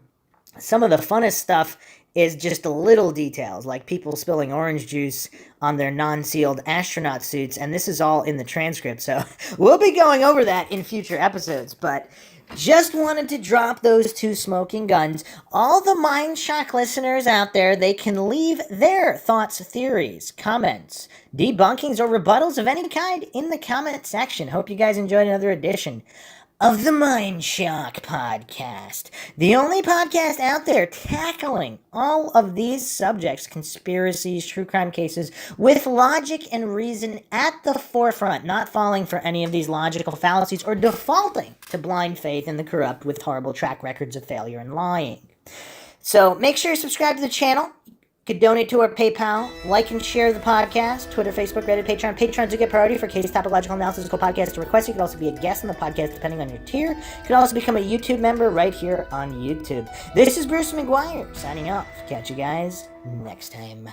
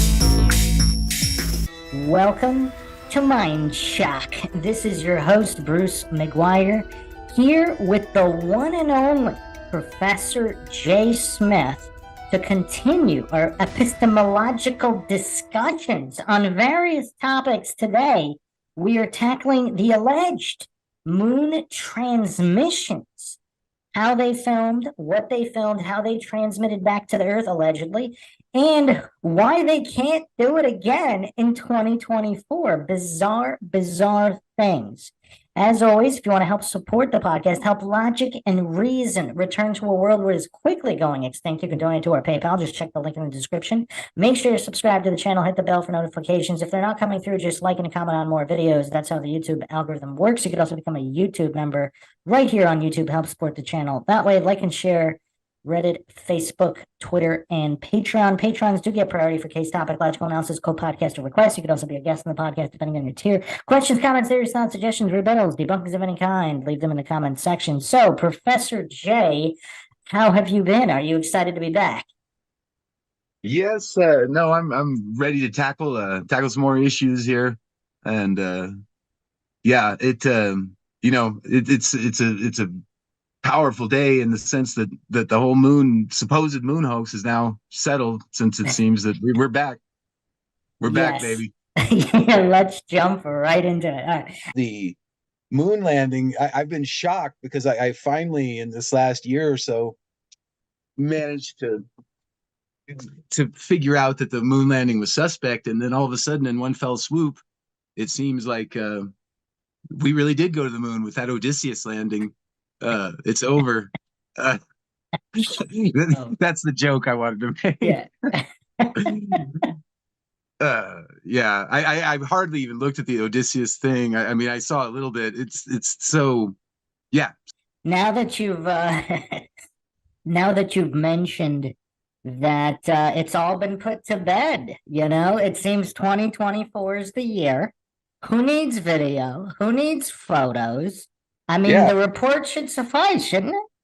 Absolutely. I mean, we landed, and it's been, correct me if I'm wrong. I mean, this is our first landing of any kind of equipment or anything since the early 70s. Is this correct? I mean, the U.S. supposedly, yeah. I don't know how you feel about China's landing. The footage looked unconvincing to me, but I don't know. Maybe it met your threshold. Well, Americans certainly did. No, I just actually saw some footage. I was at another, because I've been enjoying checking out some Austin Whitsitt, and I saw these videos. I had never seen the Chinese moon landings before, and they look ridiculous. I mean, well, hold on. Let's not appeal to incredulity. Maybe there are some kind of interdimensional rifts on the moon that are affecting the whatever radiation that's warping the video footage to make it look like that. It might still be all on the up and up. Yeah, that's true. And actually, the unique nature of that radiation coming off the moon might be particularly targeted at Chinese technology or something. Yeah. So it may be the reason that their Earth actually looks flat. I mean, it doesn't even really look. Well, especially if they cheaped out on their components, because if they're mass producing all of their space equipment like they do with toys or all the other equipment, perhaps it's not properly shielded for all of these as of yet undiscovered interdimensional rifts on the moon. Oh, yeah. Yeah, and you definitely are not going to survive those interdimensional rifts, with cheap Chinese equipment. Yeah. I mean, we should be thanking our lucky stars they managed to get any footage at all, because, I mean, apparently NASA can't anymore. I mean, apparently they're able to, I don't know if you know this, but the reason we're able to have high definition moon footage from the Apollo missions is because they were actually recorded in high definition in the 60s. High definition, which didn't come out on the consumer market until, let me get the year right, because I want to be as accurate as possible here. Certainly, if I were to guess, it's at least 90s So for high def. actually, let's see what Merriam-Webster actually. Wow, you know what's wild? Merriam-Webster says that the first, well, I guess the first known use of the words high definition was in 1981. It doesn't say in reference to what, like not video, maybe not video. I don't know, but that's kind of curious because the first, according to Webster, high definition itself was not a phrase until 1981. Huh. Yeah, that is interesting. But let's see the actual first broadcast. I want to say 2000s, but okay, so high definition videos, for those that don't know, the resolution is 1920 by 1080, which obviously far in excess. Now, here's what's wild. So, I mean, I don't know if we should do a whole history lesson on how many lines of resolution there are, but bear with me here. So 1920 by 1080 is high def. Now, standard definition is considered 480. So the first electronic scanning format was 405 lines. So from 1939, Europe and the US tried 605 and 441 lines. In 1941, the FCC mandated 525 for the US. In wartime France, René Bartholomew tested high res up to 1,042 lines. That is curious. In late 49, I actually didn't know that. In late 49, official French transmission. Wow, this is actually wild. In late 49, official French transmissions began with 819 lines, which is, I mean, that's pretty good. That's more than double the standard. However, this standard was abandoned for 625. So, I mean, call me crazy. How many times in history do we see far better technology being abandoned for inferior technology? For example, the car tire, the first tire developed was one that either couldn't be punctured or had a far lower puncture rate, but they didn't release that one. They released the one that was able to be punctured. Yeah. Again, there's just so many holes in our system, because it seems like there's so many stories like that where the product that would be completely superior, they won't let out. The light bulb seems like that's a classic example of that. Not to mention the electric car. I mean, they had electric cars. Actually, we probably should do a podcast just on the electric car. I don't remember the exact dates. I'm not sure if the electric car actually came out before the Model T or at the same time, but it was that's approximately the same interesting. time. Yeah.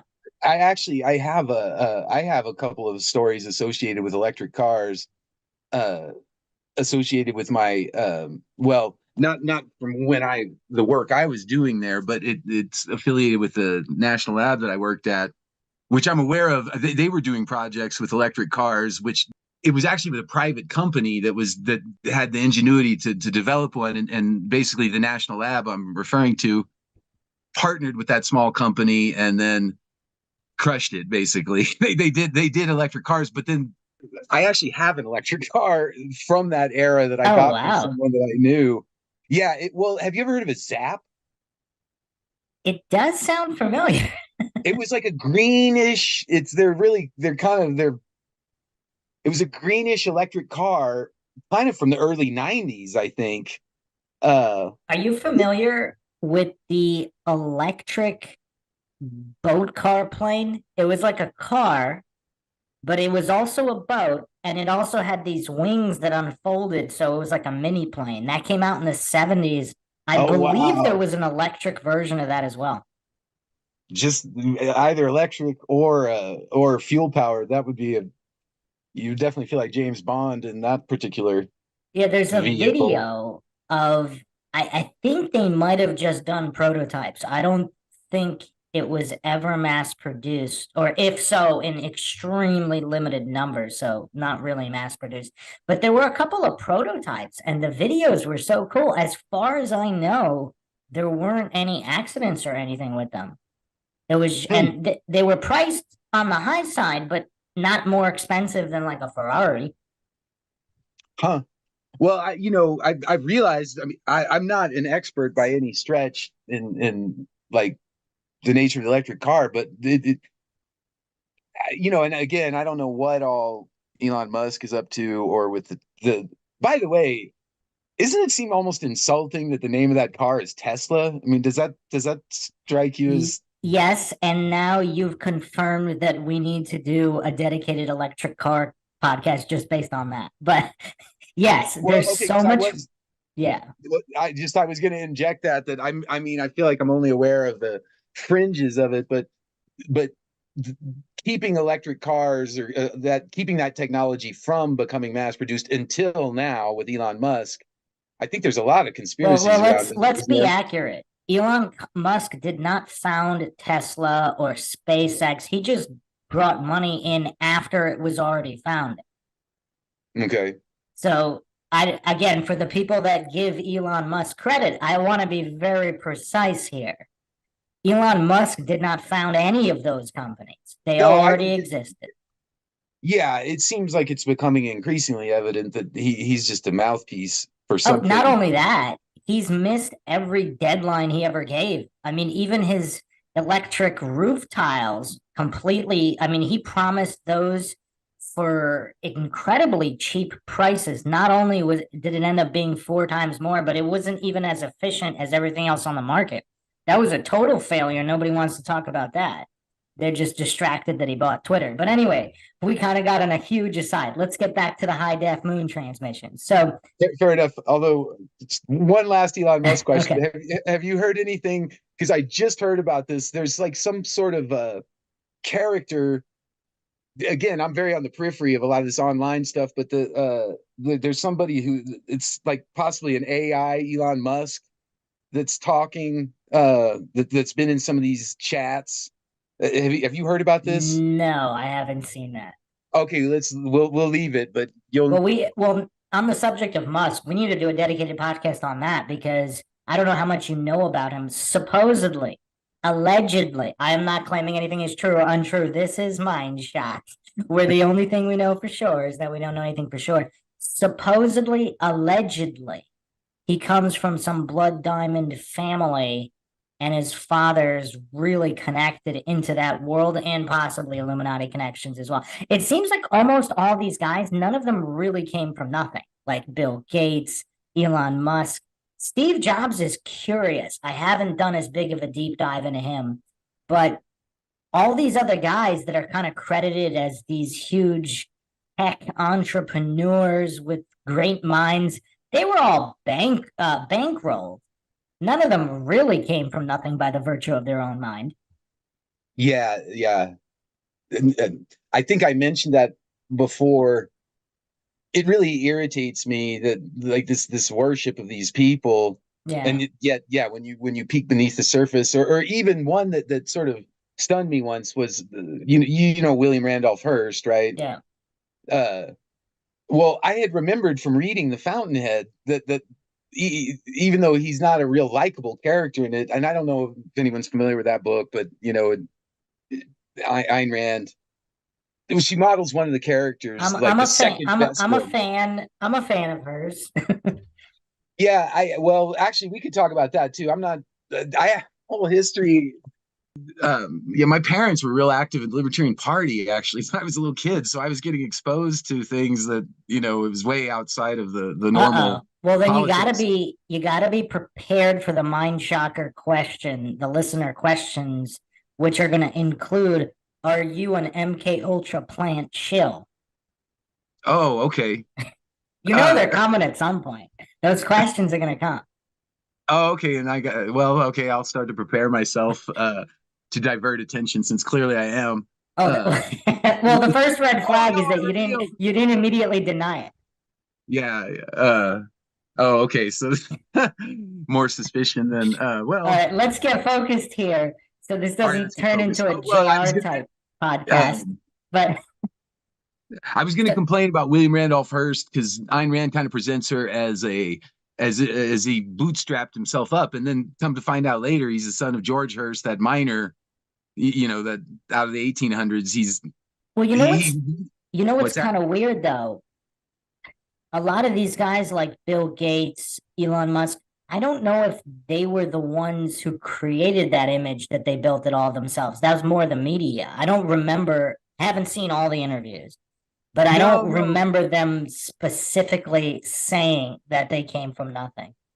No, I don't remember Bill Gates ever really referring to his background. Everyone kind of knows it a little bit, at least on the surface, but he too also has some of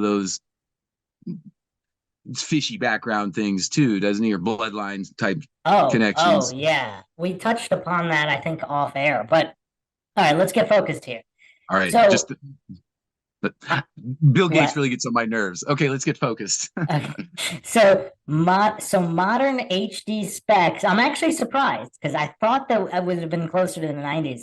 The early 1980s, Japanese engineers developed the high vision 1,125 line interlaced TV standard, also called Muse. That's an interesting name.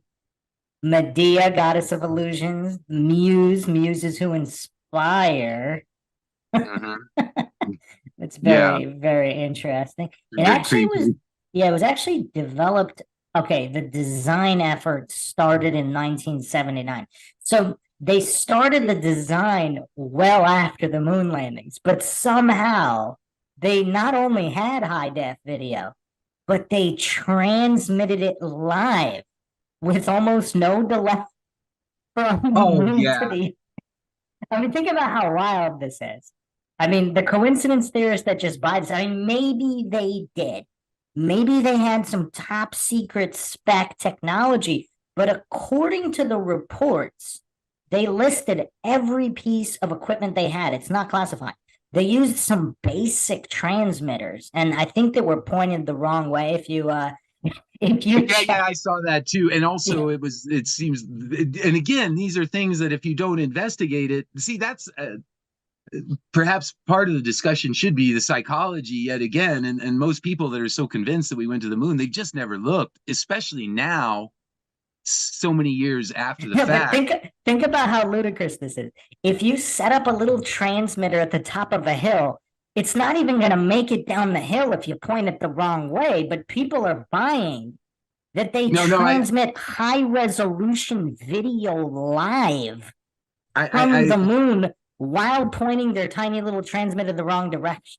Exactly. No, I saw the same thing. And tiny is also the operative word. Pointing the wrong direction, and then being like just a it's just a little old thing that's supposed to be transmitting, as I recall, and I think you may have mentioned, I've heard this a few places, but some engineer had calculated, I mean, the size of what you would need to broadcast from the moon, supposedly at the distance that it is. Yeah, it would have been a skyscraper. Yeah, something massive. And not only that, but even if it was a skyscraper, there would still be a massive delay, not to mention they would be dropping frames like crazy. I mean, even in modern YouTube streams, we get drops and glitches. I mean, they're going from the moon in high def. I mean, it's just insane. But I am impressed with this Muse technology. So they started designing it in 1979. So over a decade after the alleged moon landings.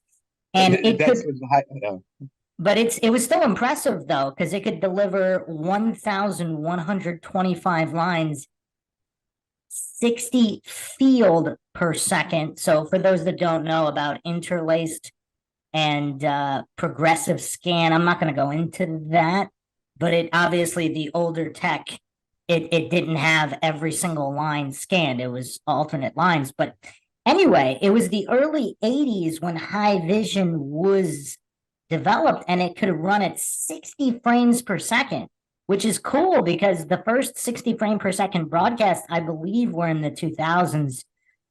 But continuing on here, the Sony HDVS system was presented at an international meeting of television engineers in Algiers, April 1981. That's an interesting place to have that.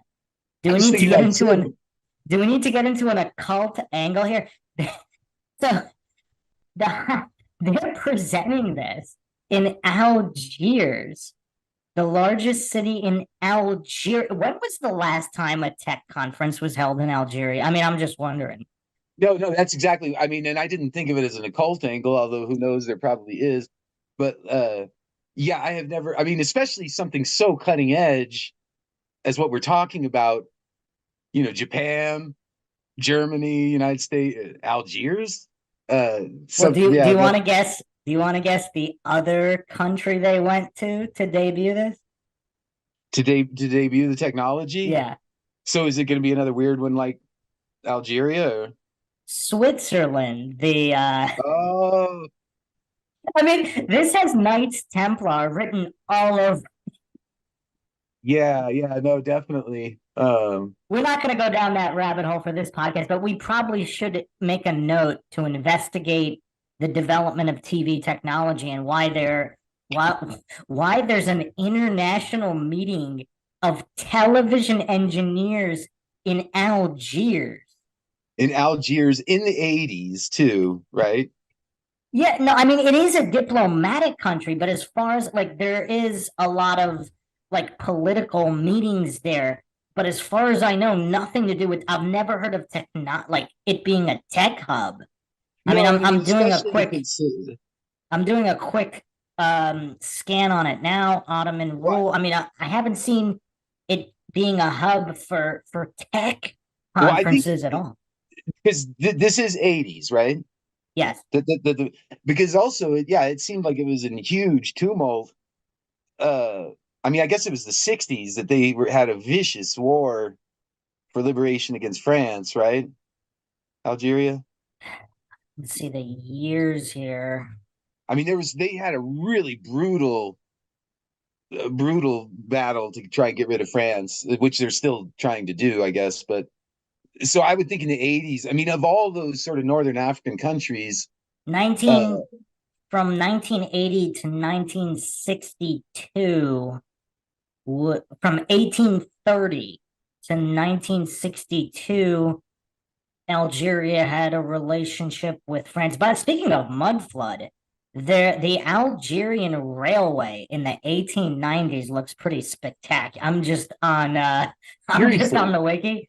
Their railway, like so, this is horse and buggy here. Wow. Huh. This is horse and buggy. And it looks spectacular. I mean, we're talking Greek columns, Roman arches, all these stone buildings. Meanwhile, there's literal horses in the foreground. Yeah, everything you expect from Algeria. Yeah. So there was the French invasion in 1830. And then during the 30s, there was the complete redesign, allegedly. And World War II, Algiers was the first city to be seized from the Axis by the Allies in Operation Terminal. 1962, after a bloody independent struggle in which hundreds of thousands died. Wow. Yeah, 350,000 to 1.5 million people died. That's what I'm talking about. No, I've looked in books on the subject, and I mean, there's been so many of those, but it was an especially bloody effort. Yeah, that was 54 to 62. Which is also because the French were getting kicked out of Vietnam around that time too. I guess they were having to retreat worldwide. Apparently, they also had a crisis in the 90s. I do not remember this. There were political demonstrations until 93. In 91, a political entity dominated by religious conservatives called the Islamic Salvation Front engaged in a political test of wills with authorities. In the 92 elections for the Algerian National Assembly, the Islamists garnered a large amount of support in the first round. Fearing an eventual win by the Islamists, the army canceled the election process, setting off a civil war. I don't even remember this civil war in Algeria. Do you remember this? Just vaguely. The main thing that I remember when I think of Algerian history, the main thing I know was that was like one of those really scarring. I mean, we're obviously not very aware of it here, but for the Algerians and the French that were there, it was really but it ugly. looks it looks like it was relatively quiet after their independence. And you said their independence was in 80, or when was their independence? 62. Well, here's another coinky-dink. July 5th, 1962. You can't make this stuff up. I mean, it's off by a day, but still, that's a little weird. And well, actually, let me just ask, because I'm having trouble locking on July 5th, 1962. Why is that a weird date? Bastille Day or something? Or? Oh no, because America's independence is July 4th. Oh, okay. They're one day off on July. So there's 365 days a year. So out of all the days, yeah. I mean, it's not as big of a coincidence as July 4th, but it's almost there. Yeah. And it's also, I feel like we should train ourselves to always kind of look, just to ask the question. I always do. Apparently, in 88, 1 year before the fall of the Berlin Wall, shout out to David Hasselhoff, the man, the myth, the legend that actually brought down the wall. If you haven't seen his performance.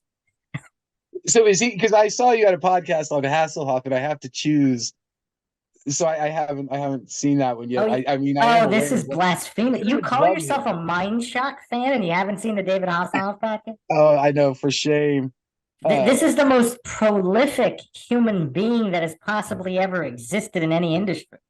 Well, so I've known some German folks, and it really blew me away. He's so popular there, and for his music, not for his lifeguarding skills, Well, let me just say this. The Berlin Wall did not come down until he sang Looking for Freedom on site. I will say that.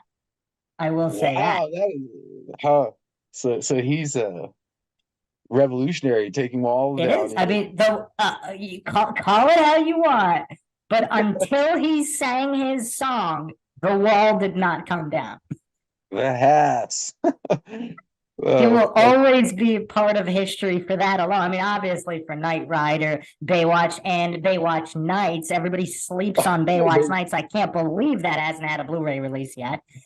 Yeah.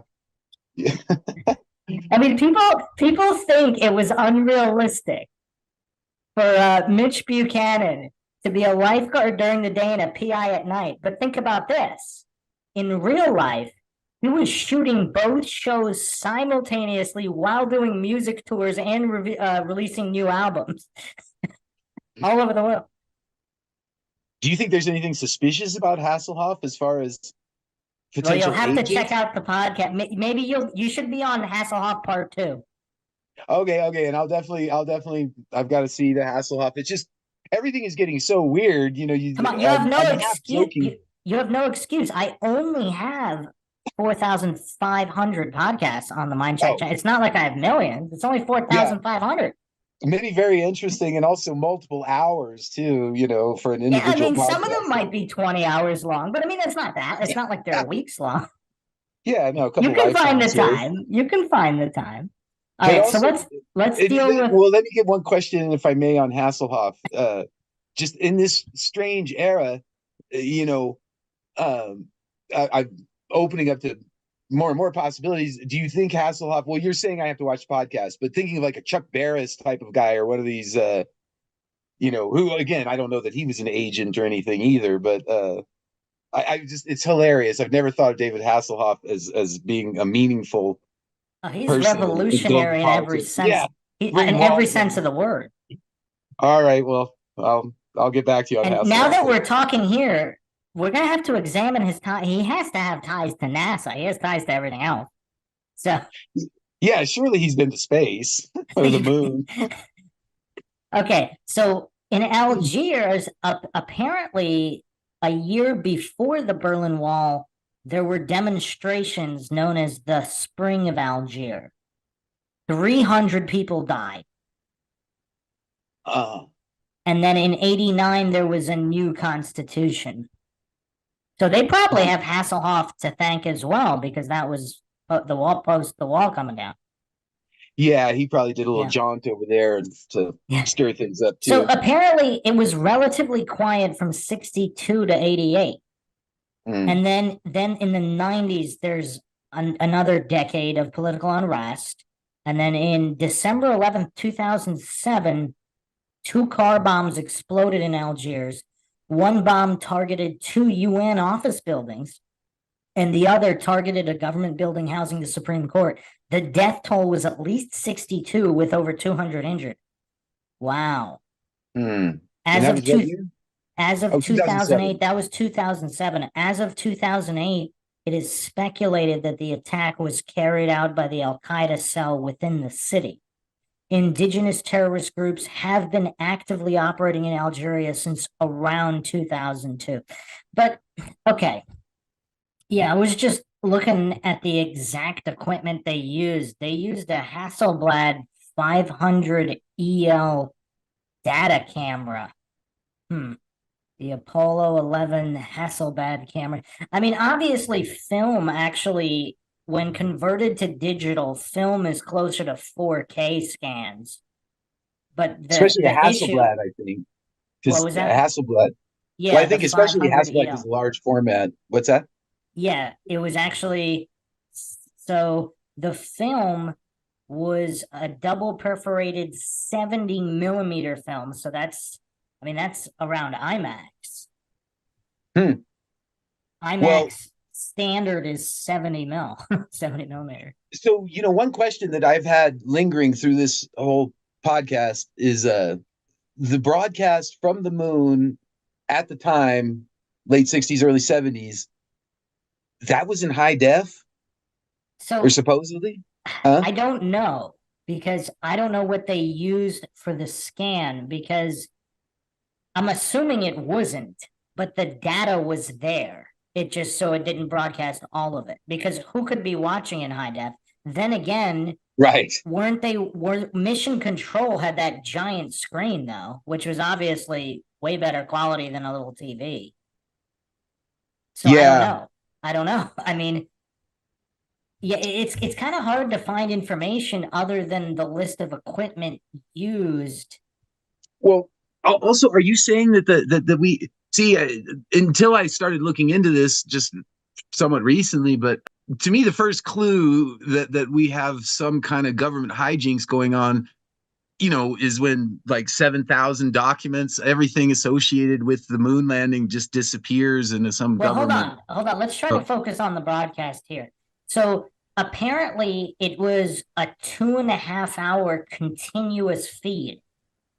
High def or not, I mean, for that feed to not even be interrupted, I mean, this is wild. I mean, think about it.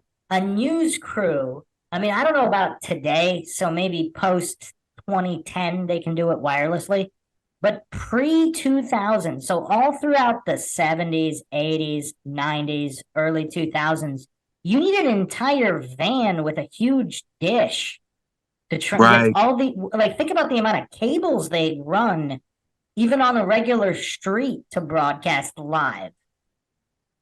And there's still a delay on that. Think about that.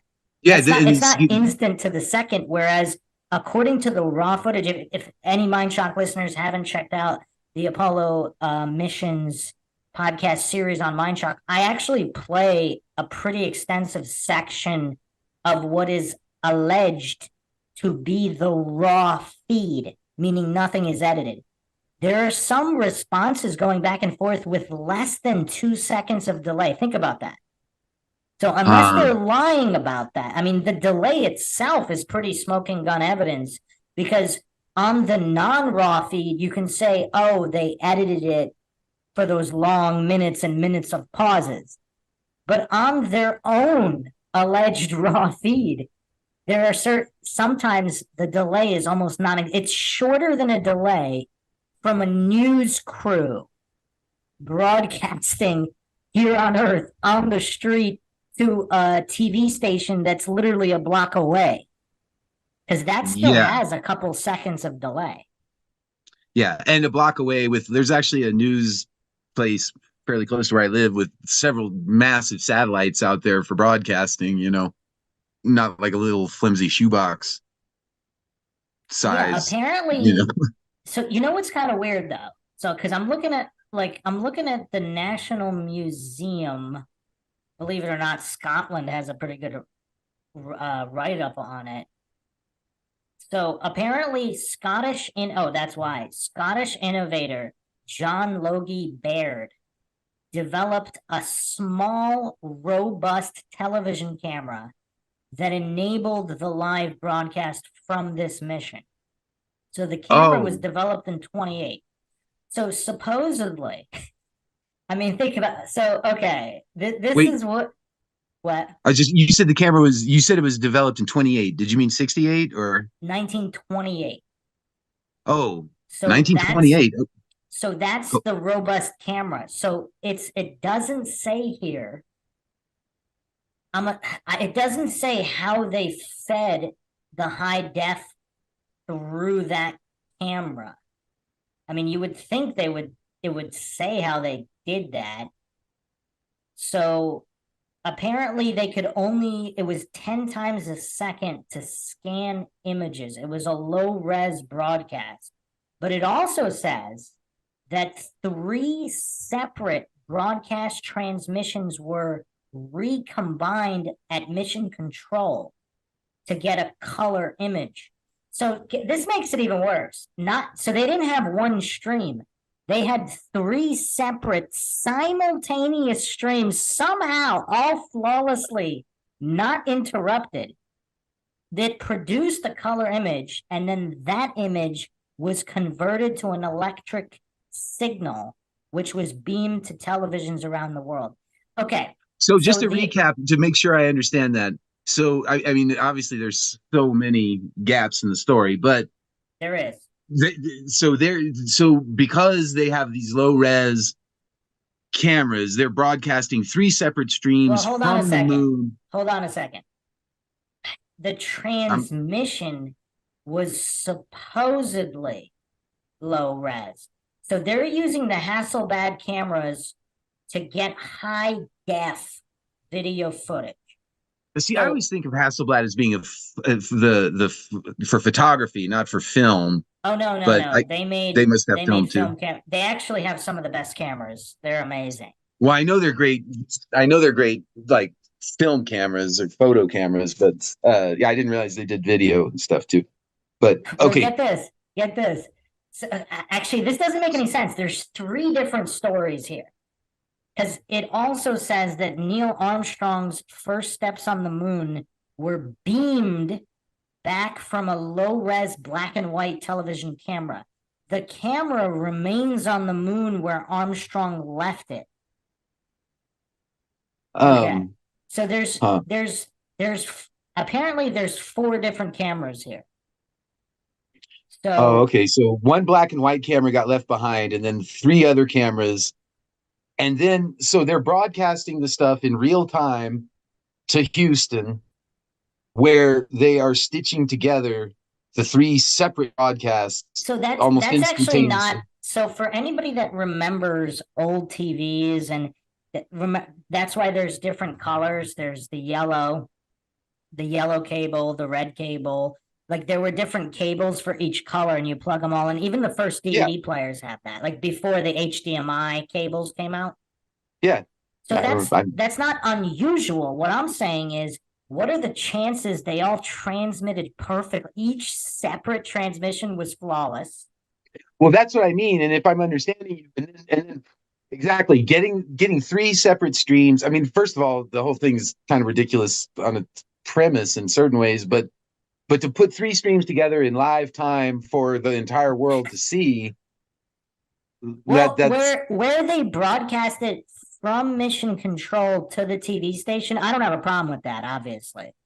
They can broadcast anything from mission control to a TV station. My Well, no, I issue guess is perhaps I'm misunderstanding, but it just seemed like you were also saying that it's not just putting one stream though. They're also having to do a little value added at Mission Control, aren't they, to combine yes. So three the streams into streams. one?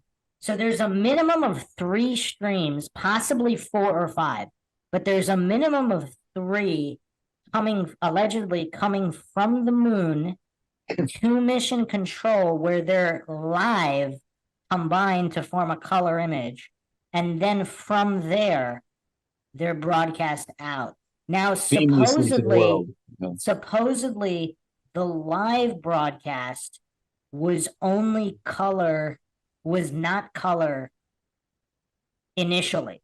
So the replays were color, but the first stream was, but that's all besides the point, because what camera are they using for their high def videos? Because if they're using the Hasselblad, and then they also have these other cameras, and then they developed their own prototype television camera, the Mark V, which was a sequential color television camera prototype.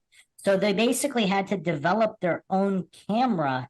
It doesn't specifically say why. I'm guessing because it was the sequential color television system in order to be able to transmit back in color. But apparently, they also shot high def video, which is what is in the NASA archive. That's why you can go, it wasn't AI. They released the high def, I don't know, 20 years ago. I mean, it was quite a number of years ago where they released the high def footage from the moon.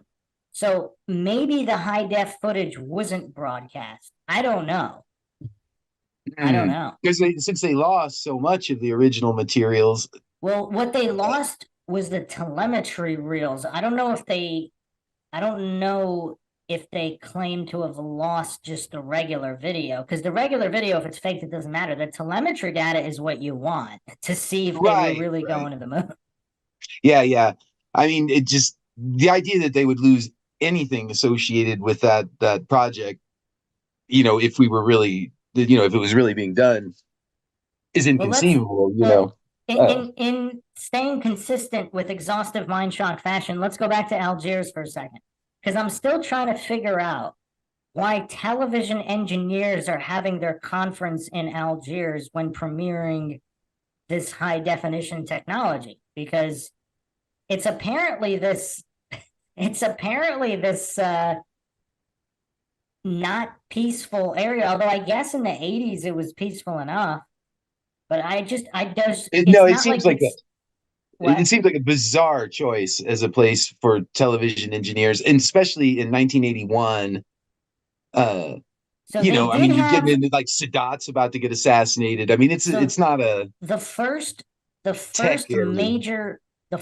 major sporting event was the Mediterranean Games, which was held there in 75. And then the All Africa Games in 78, and then the African Handball Nations Championship in 89. Handball was no joke in the 80s. I don't know if you play handball, but handball was that was no joke in 89. I've always been a big racquetball guy more, and both of those sports, racquetball and handball, I think took off in that time. So no, Algeria, well, if they had the handball championship in 89, it definitely speaks to them being on the map, I guess, a little more. Well, the African handball champ, not the world. Yeah, okay.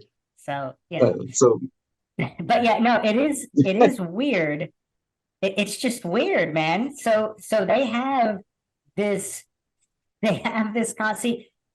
see, if they were still under French connection, that would make sense, because France and Paris and a few other cities, I mean, that's a known business destination.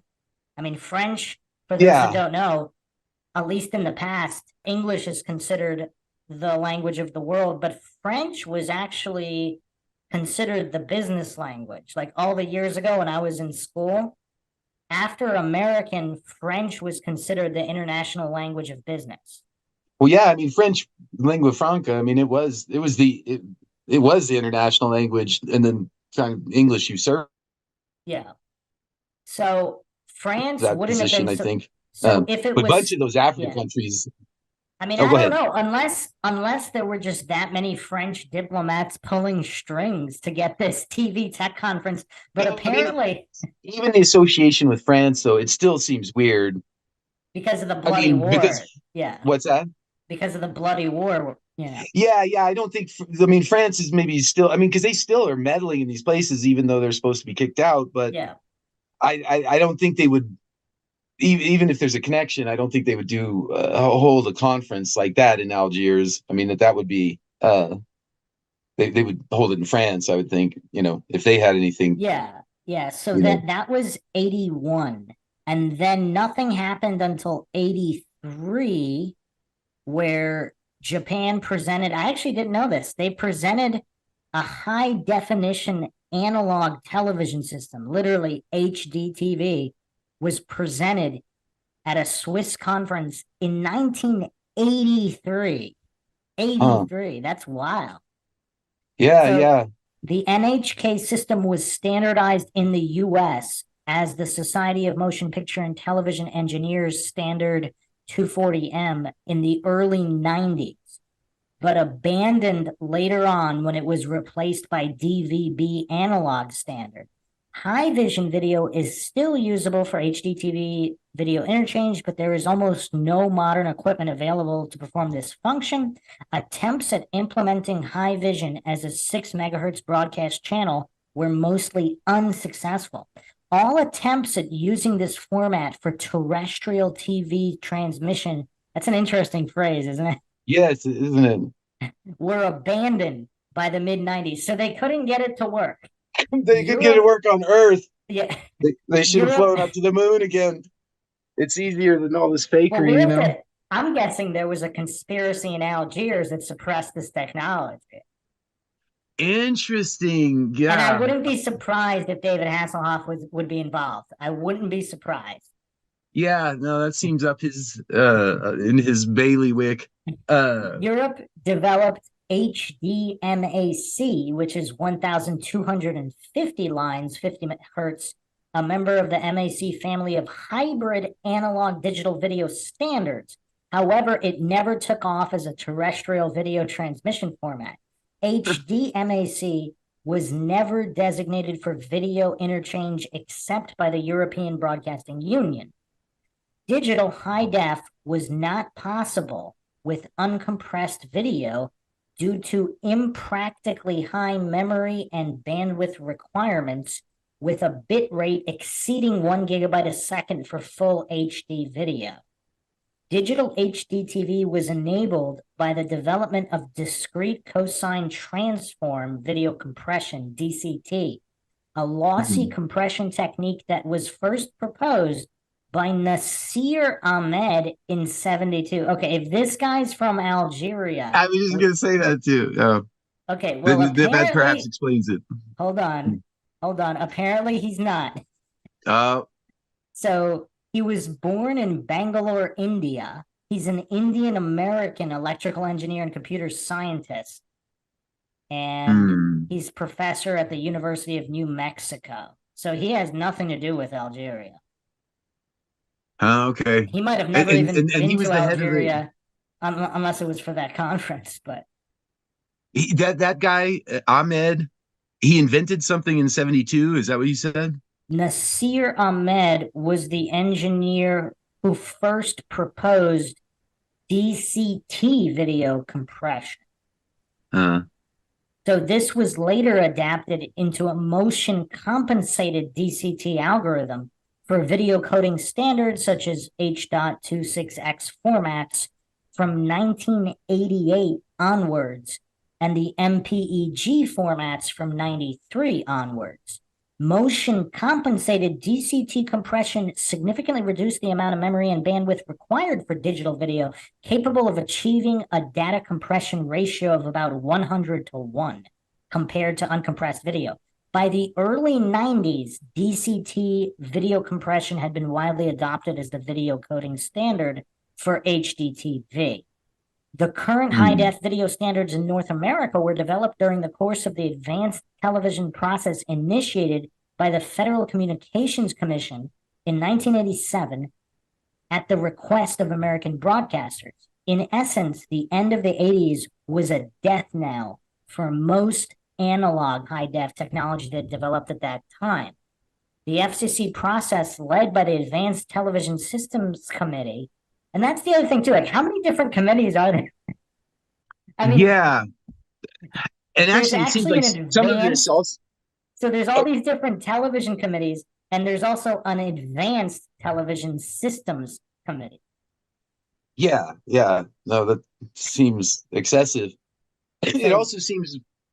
I mean, again, I'm not expert. I'm just speaking whatever comes to mind. But it seems like in that transition to the high def, there's always an economic component too, where they try and force everyone into the new tech, which seems like that they've been, based on deciding certain standards. And it seems like I remember there was a point where I had to give up on the older TV that I had, because in fact, yeah, there was a moment, wasn't there, when high def, it's like if you don't have you won't be able to receive anything if you don't have a high def TV or something to that effect. Yeah, I think didn't they roll that back many times?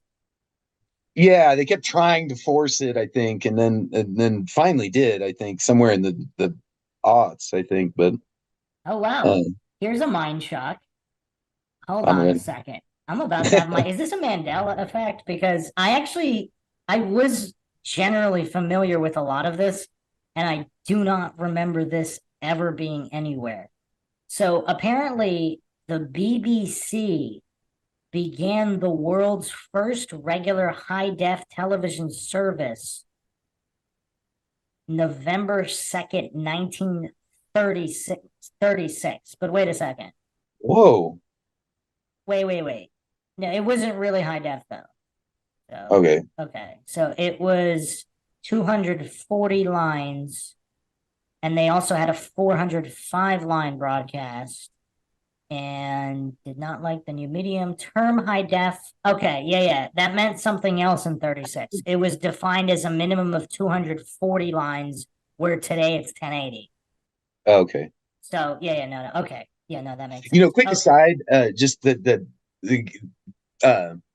you mentioned something that I wouldn't mind discussing at some future point, but that Mandela effect, that's one of those I'm not versed in it. When I first heard about that from someone telling me, all of a sudden, oh, it's the Mandela effect, and I asked what, and I wouldn't mind understanding it better, because it seems really like distracting. I've been working on an entire series for literally years now, because I wanted to make it comprehensive.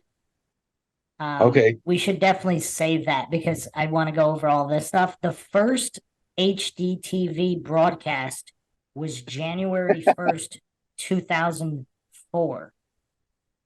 Okay. So that sounds weird. Yeah, just for reference. And you know what's kind of weird though? Even like I'm trying to look up how exactly the broadcast was done during the Apollo missions, and it's very telling that they don't say exactly. They say there were 3 different streams. I mean, they don't talk about the bandwidth. Like, I'm trying to find that information.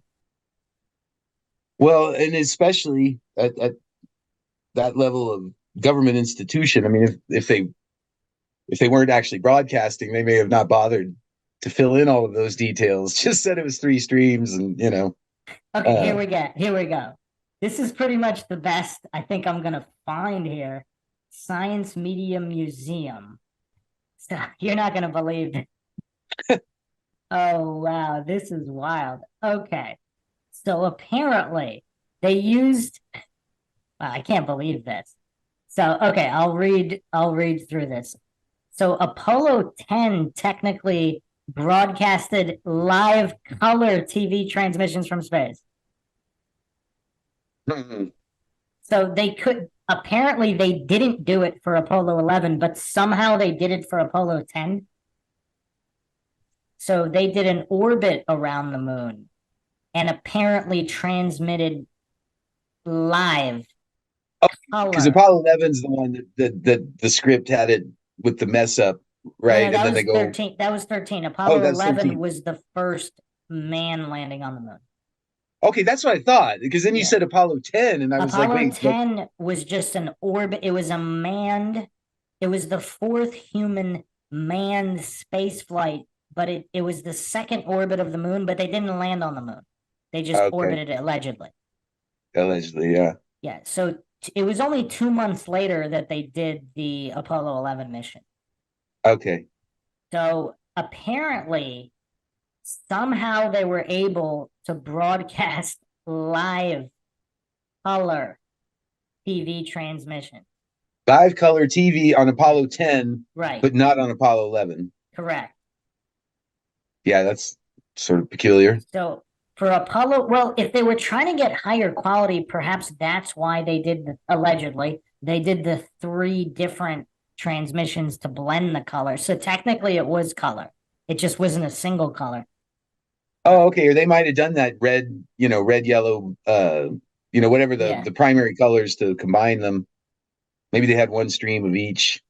I'm trying to find videos of the Apollo 10 footage just to compare.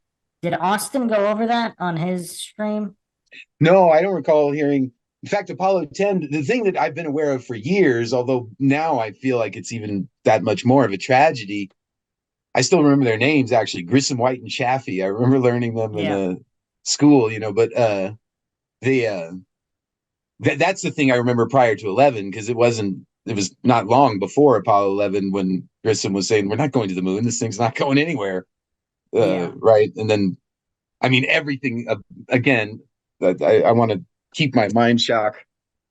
I want to stay vigilant on the logic, but I mean, it's a couple seconds of the Earth that they're broadcasting. Supposedly the first live, I mean, it looks like a cartoon to me, but this is weird. So what was the alleged first photo of the Earth from space? So this was alleged. So the blue marble is supposedly December 7th, 1972. So why? So it was like a ladder flight. I figured the blue marble was from 69, but no. That's from 72, and Apollo 10 launched May 18th, 69. So it was only 2 months. So why? So, and in this footage, okay, so apparently the bottom of the Earth I don't know if this is cropped. A little bit of it isn't seen, but it's pretty much the entire Earth in a live color broadcast. And I mean, maybe the reason they don't use it as evidence is because it just doesn't look real. I mean, it does not, because this is supposed to be 68 Apollo 10. It doesn't have the look of the blue marble of 72 it's 69, and it's 2 months before Apollo 11, but it's just a little blurrier. But the weird thing is that it's like the cloud formations are frozen, which is weird to me. Yeah, I'm looking right on the NASA's YouTube channel. So I'm looking at NASA's footage directly from NASA.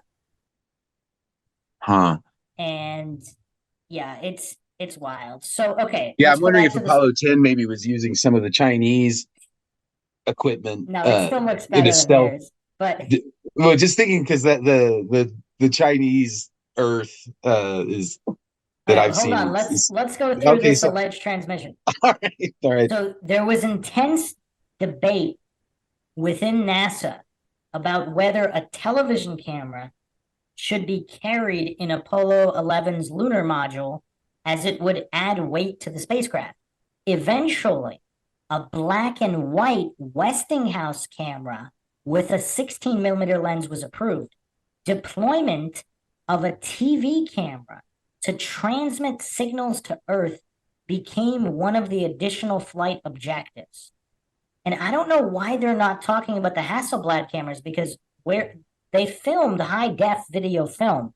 So how many cameras did they have? 3, 4? And they did all this different filming? I mean, maybe, but it's just a little weird. So Well, it is weird because I also get an image when you say that, remembering what these television news cameras and stuff were in that era. It's kind of like talking about the mainframe computers. I mean, they were so big and bulky. Now, obviously, they're going to be reduced size for them, but okay, I don't. So I'm not an expert on the moon, like seeing all the pictures or going through all of the footage.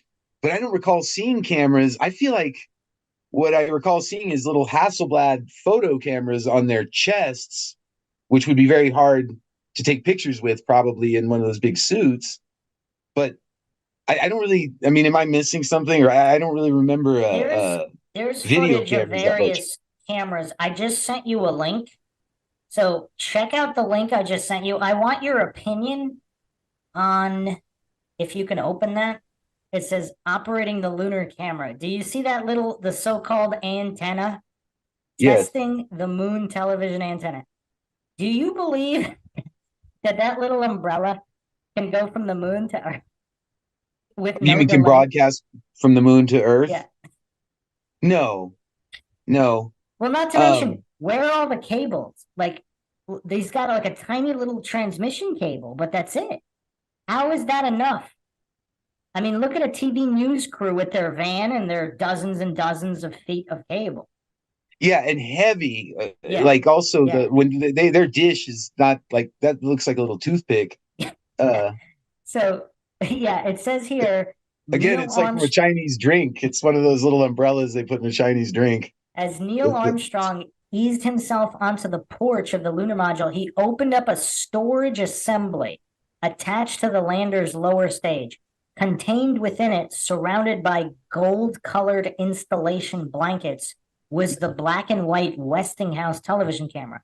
To ensure it was able to record images of the mission, the small camera was specially equipped to deal with the high contrast between light and shade on the moon. Now, here we're going to have another huge problem, because if the moon's surface really is so incredibly bright, how did they, I mean, how would they have even been able to get anything?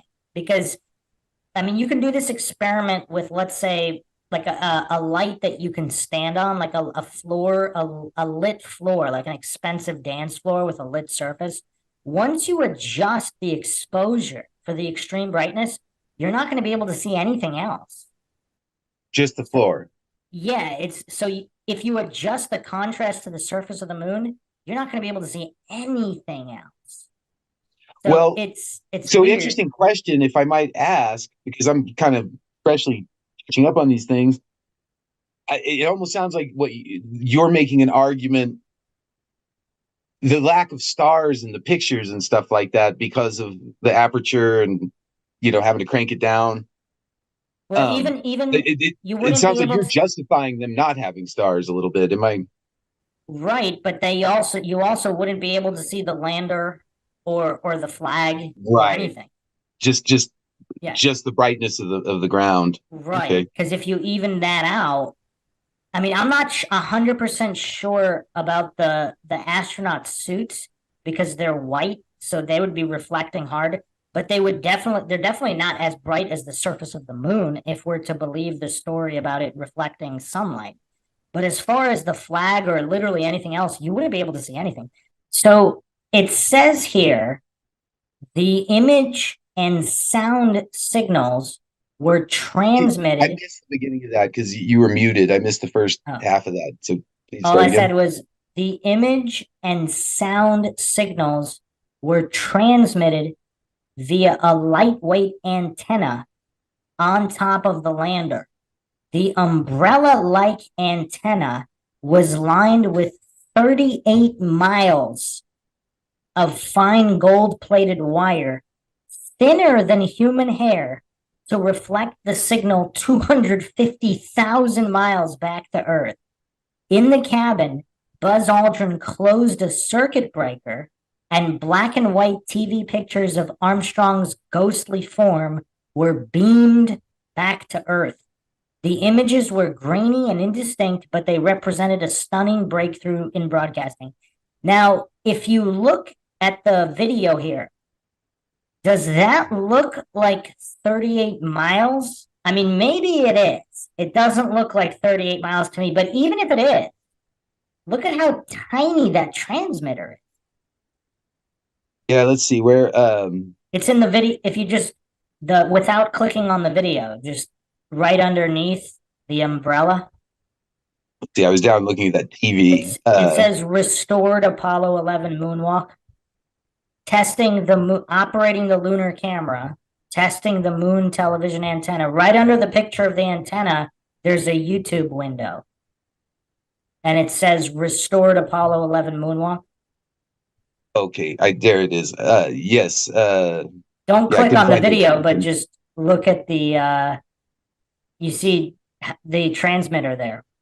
Yeah, you mean the one that's just to the right of the astronaut? So, yes.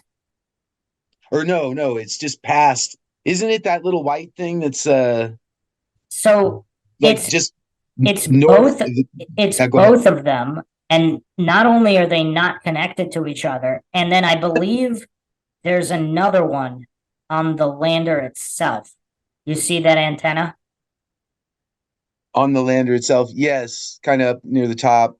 Yeah. So we have 3 of these, and none of them are connected by wires.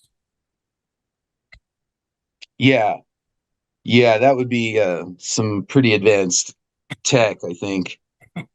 Even for NASA at that time. And they're pointing the wrong way.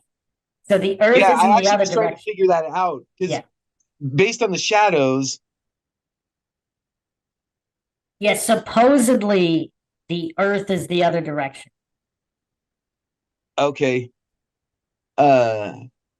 Well, anyway, yeah. So it's pointing the wrong way as well, But you see, also in regards to the camera, like whatever camera is filming this, you see how you can still make out the detail of all of the non-white components of the lander. Yeah. And the flag. If you adjusted the exposure for an incredibly bright surface, you wouldn't be able to see any of that. Yeah. That would just be, if anything, it would be it would just not be there. Yeah. Yeah, just super bright. Well, you wouldn't blurry, wouldn't see it at all, like the just stars. Zero. Yeah. So yeah. I mean, these little diagrams seem like a better explanation than the actual video and photos we have. You see the sketches of lunar surface activity. Yeah. Oh, right. Looks like think about it the other way. Look at like SETI or something where it's not just one satellite, it's an entire gigantic dish array in order to get the signal out. And their signals are little. What's transmitted from SETI are just really, really, I mean, I can find the first transmissions of SETI. I believe it was just basic audio. And I think later they started TV transmissions, but look at the size of the SETI array. Yeah, it's like and this global, tiny little right? dip, and this tiny little rinky dink. Yeah.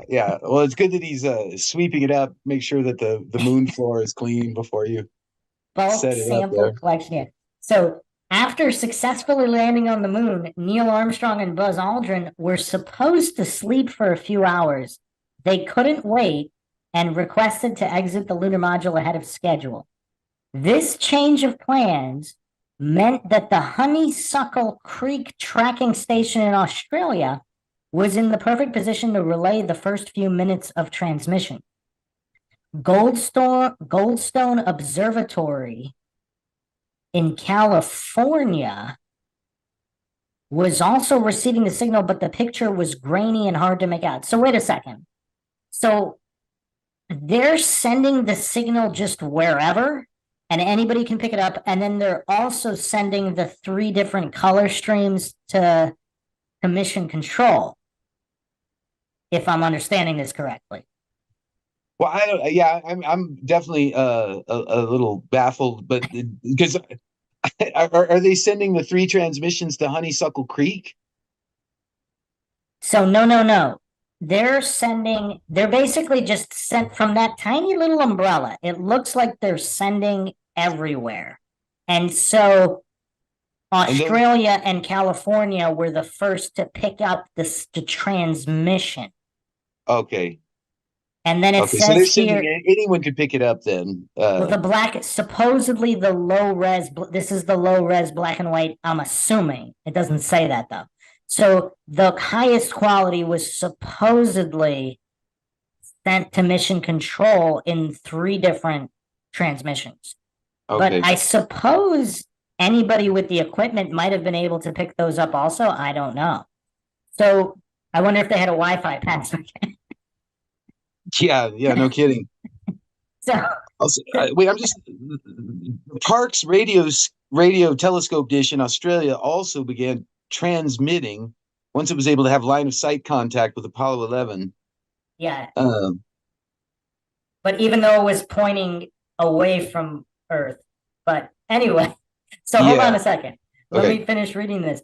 The pictures were uploaded to Earth orbiting satellites, then transmitted back to NASA at Houston and via further satellite links to receiving centers around the world. Is it just me or is this a little complicated? Yeah, well, but it's easier than faking it, of course. But yeah, correct me if I'm wrong. It is complicated, and also the satellite situation in 1969. I mean, the idea of it's like nothing even remotely like now, and so for Houston to have to send back to the satellites and then back to Earth around the whole globe, that seems borderline not possible at that time. But yeah, there's three different stories here that they're peddling at the same time. That Australia and California picked up the transmission. Then NASA, wait a second. It says here, Goldstone Observatory in California was also receiving the signal, but the picture was grainy and hard to make out. At the last second, NASA switched from Goldstone to Honeysuckle for the world broadcast. So what does that mean? So NASA is getting their signal from Goldstone and Honeysuckle, and why is Australia? So does Australia have that great equipment that it's much better than the equipment in the US? Yeah, I don't know. It seemed like it was trying to credit Honeysuckle Creek tracking station. I mean, it's saying up above that it was in the perfect position to relay. I mean, it sounds so cobbled together from just, and then, but also separate from all that, it's also transmitting to alleged satellites, and then from the satellites to NASA, and then other satellite links to TV centers. So there's what, 3 different transmissions? Oh, you mean to the satellite and back? Let me look at satellite television, because when did satellite television start? So satellite television launched in 1980. Oh, wait, that's the television channel. So the technology itself, let's see here. Actually, I think I could throw something in here. I mean, like, I think that any of us who are a little bit older can recall, cable, that succession as Hollywood and media invaded our homes more and more. Cable TV was very exciting. That had no satellite aspect, though. I mean, unless I'm off topic, I mean, satellite TV didn't kick in until like 1990 or something like that. I mean, everything was still wire based, wasn't it? The first public satellite television signals from Europe to North America were relayed via the Telstar satellite over the Atlantic Ocean on July 23rd, 1962.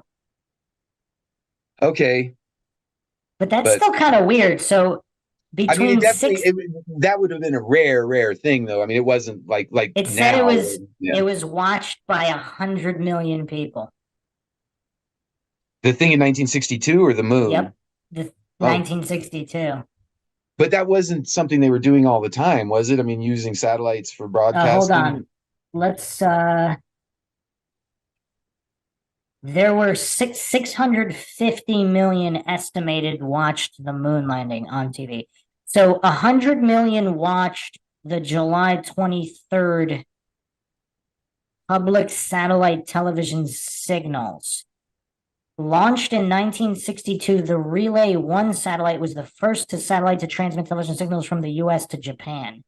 So are we to believe that the very first satellite transmissions occurred in 62 and 63, not even around the whole world, just from one continent to another. And a mere 7 years later, they can do it from the moon live? Yeah. So the first commercial communication satellite, the Intelsat 1, nicknamed Early Bird, was launched into geosynchronous orbit April 6th, 65. The first national network of television satellites called Orbita was created by the Soviet Union in October 67. So this was using the Molniya satellite for rebroadcasting and delivering television signals to ground downlink stations. Here's the other thing, too. If these signals are going through the satellite, then to the satellite uplink stations, then transmitted to everybody's television, how is there almost no delay? Right. No, that's what I've been thinking with all this bouncing back and forth between Houston and then, this suddenly elaborate satellite system. So the official television satellite industry started in 1976. Okay. So maybe they weren't broadcasting all the time, I guess. And then 1980 is when they actually started satellite channels.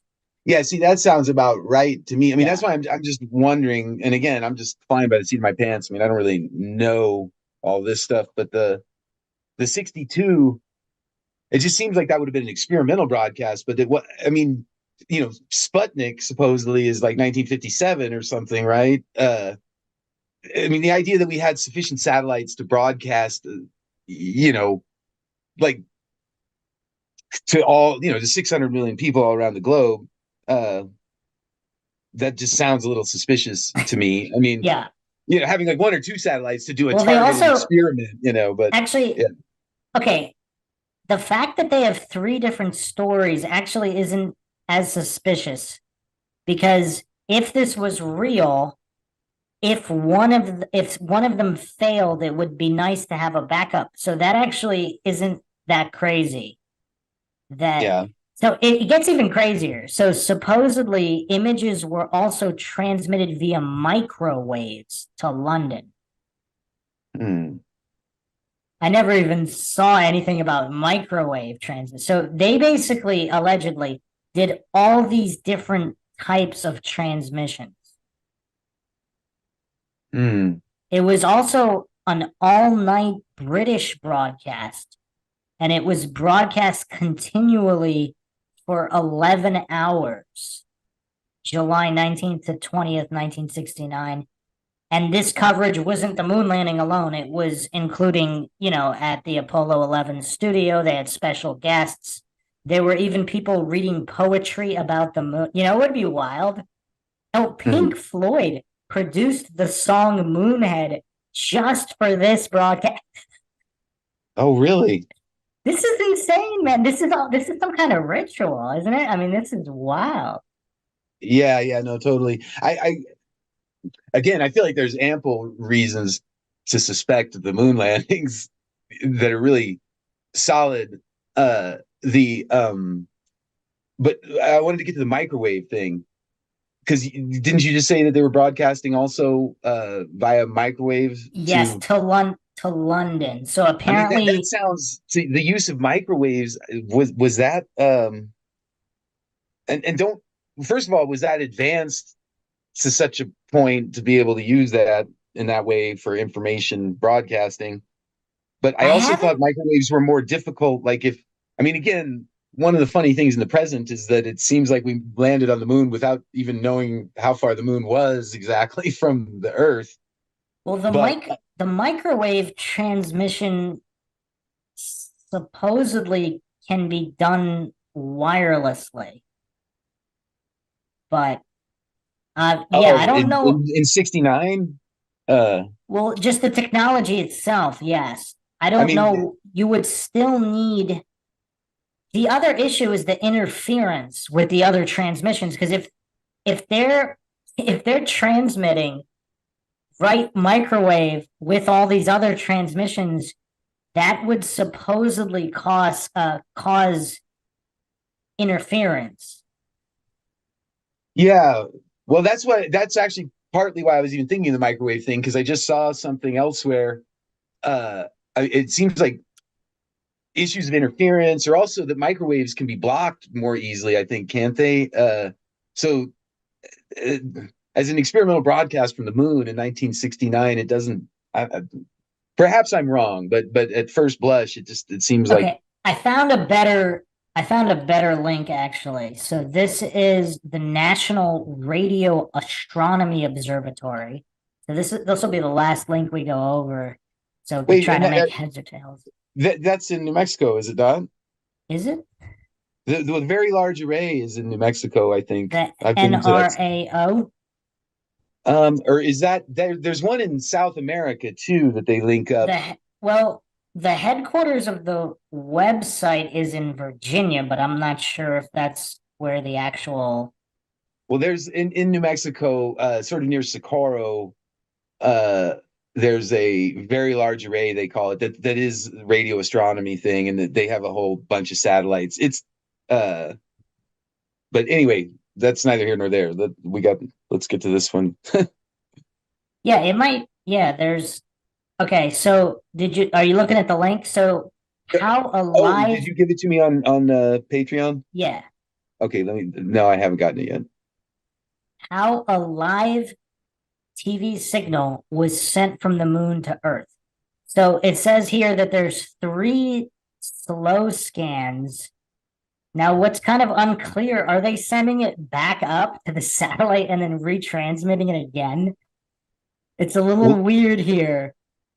It says here that the famous video of Apollo 11 began as a faint high-frequency transmission from the lunar lander.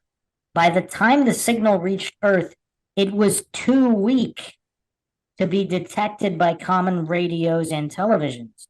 It took radio astronomers with sensitive antenna dishes to capture the signal. The Apollo mission was a tremendous feat of engineering. It was a bold plan never attempted before or since.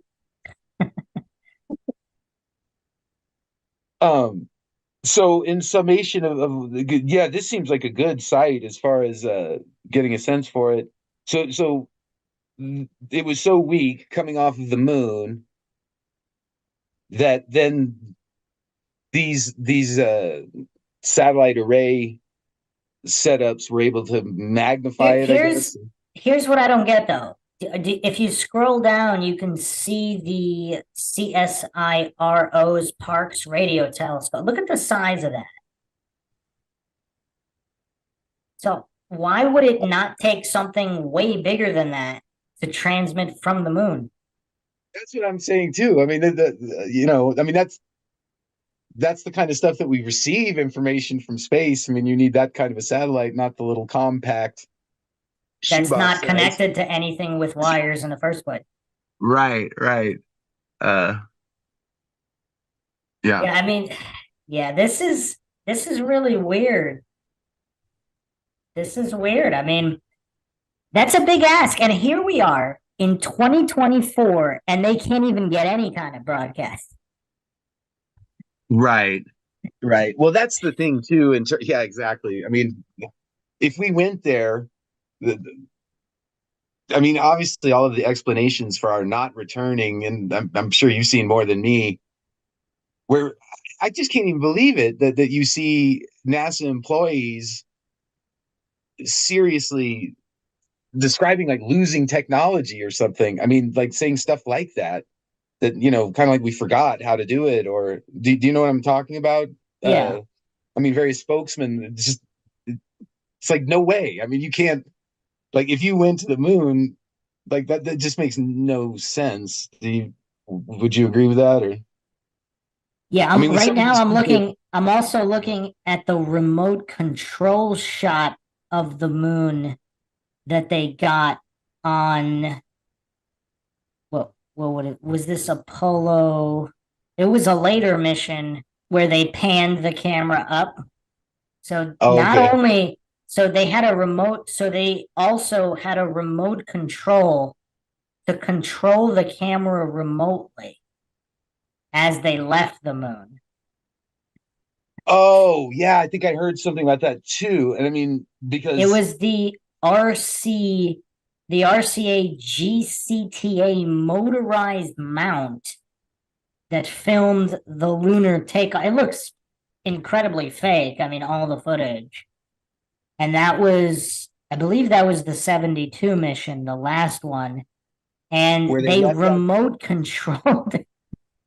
Well, yeah, because that begs the question, doesn't it? I mean, remote control, in 1972, I mean, certainly on a civilian tech side, there wasn't much to speak of. So they left it in 1972, and then are we still supposed to be able to remote control that camera that we left there? Or? I don't know. I'm getting kind of exhausted trying to make heads or tails of this. Like I feel it. None of this really makes any sense because you would think that they would have a 4K live stream of this latest moon landing. Yeah, I mean, what was I saw like sort of a sad little thing where it like had crashed on its side or something. There I just was saw a couple. Yeah. the only thing for the new one, they had no video at all or even photos. So that's totally inexcusable. I mean, Yeah. like, or how can they expect anyone to buy They that? they had some animations of what did they call it? Like whatever they call it, like a simulation, a video simulation of the landing. It wasn't the actual one. Like I'm watching it right now, and yeah, it's just a bunch of people celebrating. Well, do you mind if I attempt to sort of it's a factoid around the moon, slightly crude humor? Uh, uh I'll take a stab at it. So when I first started to delve into this, the thing that got me going was that Dave McGowan. I've heard you mention him before. Yeah. Yeah, the because he's got the serial killer. I forget the name of Yes. that book, but then there's a website and it's like Wag the Moondog or Programmed something. to Kill. Oh yeah, that's the which Yeah. is excellent. I Yeah. think well researched. But the on he has a website that has his daughter's doing it since he died, but it's called Wag the Moondoggy or something, and he breaks down the stuff and it's quite funny actually. But there is currently a plan, I think, to try and retrieve, like, Alan Shepard or one of those guys, I guess, took a crap on the moon, I think, and there is literally the intention of trying to retrieve that, or there's some place in Wow. California. You haven't heard this, have you? No, Or, no, I actually have not. I wish I could remember it in more detail, so because it's hard to believe, like, but they've made some kind of thing about that like making that, like, we'll put a flag next to his crap or something, just it's almost humiliating, or it's just so weird that they would even try and, I mean, that's serious that they're excited, not just one step on the moon, but there's also someone took a shit there too. So maybe this thing, if it can get over there and retrieve that and put I'm it in the next looking shit back or something. right now. I'm looking at the claims here. I'm on Northwestern University's website now on transmission delays for communication signals. They're claiming that it could be 1 second from the Earth to the moon, 8.3 minutes from the Earth to the sun, which is allegedly 93 million miles. Can you believe that? Yeah, no. Although I have to tell you, I was just trying to find some validating evidence on that bathroom on the moon thing. So can you please repeat that? The Oh, 92,000. Yeah. Yeah, so the DS1 the DS1's communication system, the satellite, they're claiming, let's find out when the DS1 launched. I actually don't know. DS1 satellite launched 1998, October 24th, 98. But they're claiming that from this 98 satellite that wait a second. The signal has below is the lag times over the distance. So they're claiming that the lag time would only be 1 second to the Earth to the moon, 8.3 minutes to the sun, 93 million miles away. Well, I mean, yeah. It was, as far as I've heard that statistic or that factoid that's always presented, that if the sun's 93,000 miles or million miles away, you hear that all the time. Like if the sun were suddenly to be extinguished, that we wouldn't know for 8.5 minutes because of because it would take, it's that many light minutes, I guess. So if they're broadcasting at the speed of light, I mean, according to all of their stuff, it would take 8.5 minutes, I think. Is that what you're saying? I'm looking at radio signals. So I found a Reddit thread in amateur radio. They're talking about latency. So, for example, they brought up Stranger Things. Have you seen that? I've seen the first. I think I've seen the first 2 seasons. Yeah, you should watch all of them for Illuminati references. There's quite a bit, and it's all based on It's all based on MK Ultra anyway. Right. No, So there's a scene where one of the kids actually sets up a mini radio tower to communicate with someone in a different state. So it's 2,000 kilometers. So the latency they're saying it would be 50 milliseconds. So wait, what would be 15 milliseconds? 50 milliseconds over 2,000 kilometers. Well, I don't know. I mean, we'd have to calculate it, but I mean, I guess they're assuming it's traveling at speed of light. I checked calculations on my video. I was just kind of wondering why. I mean, I guess, are they assuming, since there's no air in space, allegedly, if there is space, that it would. I can't wait to hit some of these topics too, because there's a lot. But I mean, we got to wrap this up, so let's just do our final thoughts here. The transmissions are suspect, to say the least. Let's put it that way. Very, very. I think that's a safe statement. And I think the fact that they didn't even try this time around, when you would think they'd be able to do 4K high def, ultra high def resolution easily in the year 2024, and they didn't even try. I mean, it's kind of weird. It almost indicates how strange this is getting. I mean, even to do it at all after all of these delayed missions and teasing about it for certainly last 20 years, we've been supposed to go back almost every year, right?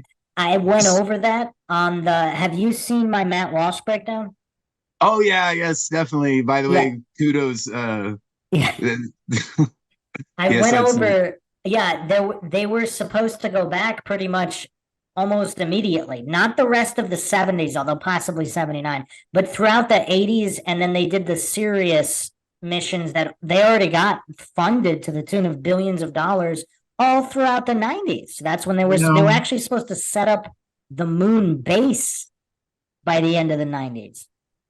Oh, it's just crazy. Yeah. So given the fact that there's been nothing but teasing and the devouring of millions and billions of taxpayer dollars, the idea that they couldn't set up a camera for this alleged, why didn't they just put the same camera they had in '69 on it? Because they know that. Yeah, exactly. Remote control that bad boy over and get some footage, and then you can sort of come full circle.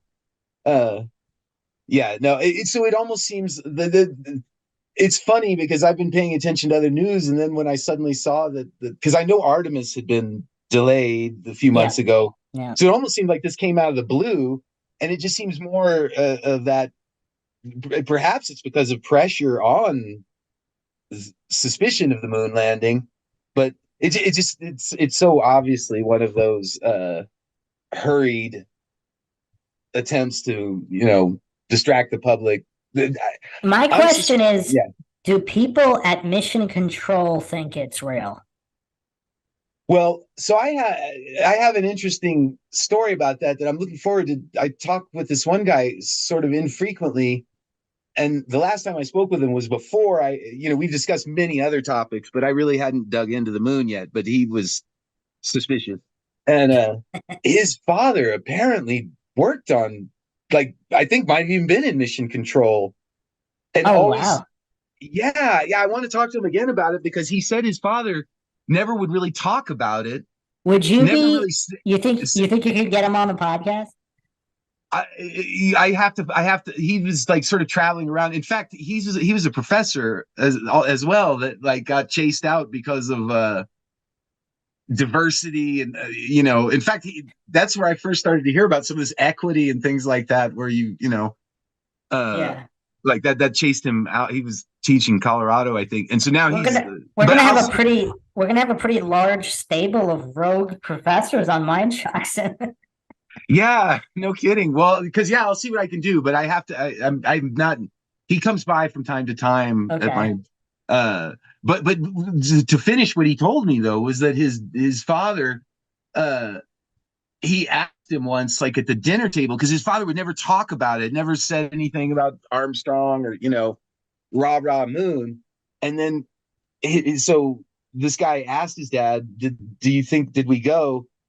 And he said, well, you'd have to ask the astronauts that. Something to that effect. That was his response. That is a weird response for sure.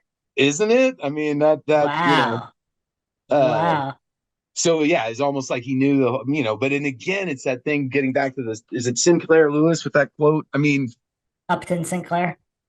Yes, Upton Sinclair. To have to work in a setting like that, if you're suspicious, and yet you've got to have a paycheck, and All right. Well, that is the final thought on the MINDSHOCK podcast regarding the alleged return to the moon and our examination of the history of space transmissions. So we'll catch you guys next time. You want to help support the podcast, you can donate to our PayPal. Just check the link in the description. Make sure you subscribe to the channel. Hit that bell for notifications. You can also become a YouTube member right here on YouTube. Like and share. Facebook, Reddit, Twitter, Patreon. Questions, comments, theories, thoughts, suggestions, rebuttals, debunkings of any kind, leave them in the comments section. This is Bruce McGuire signing off.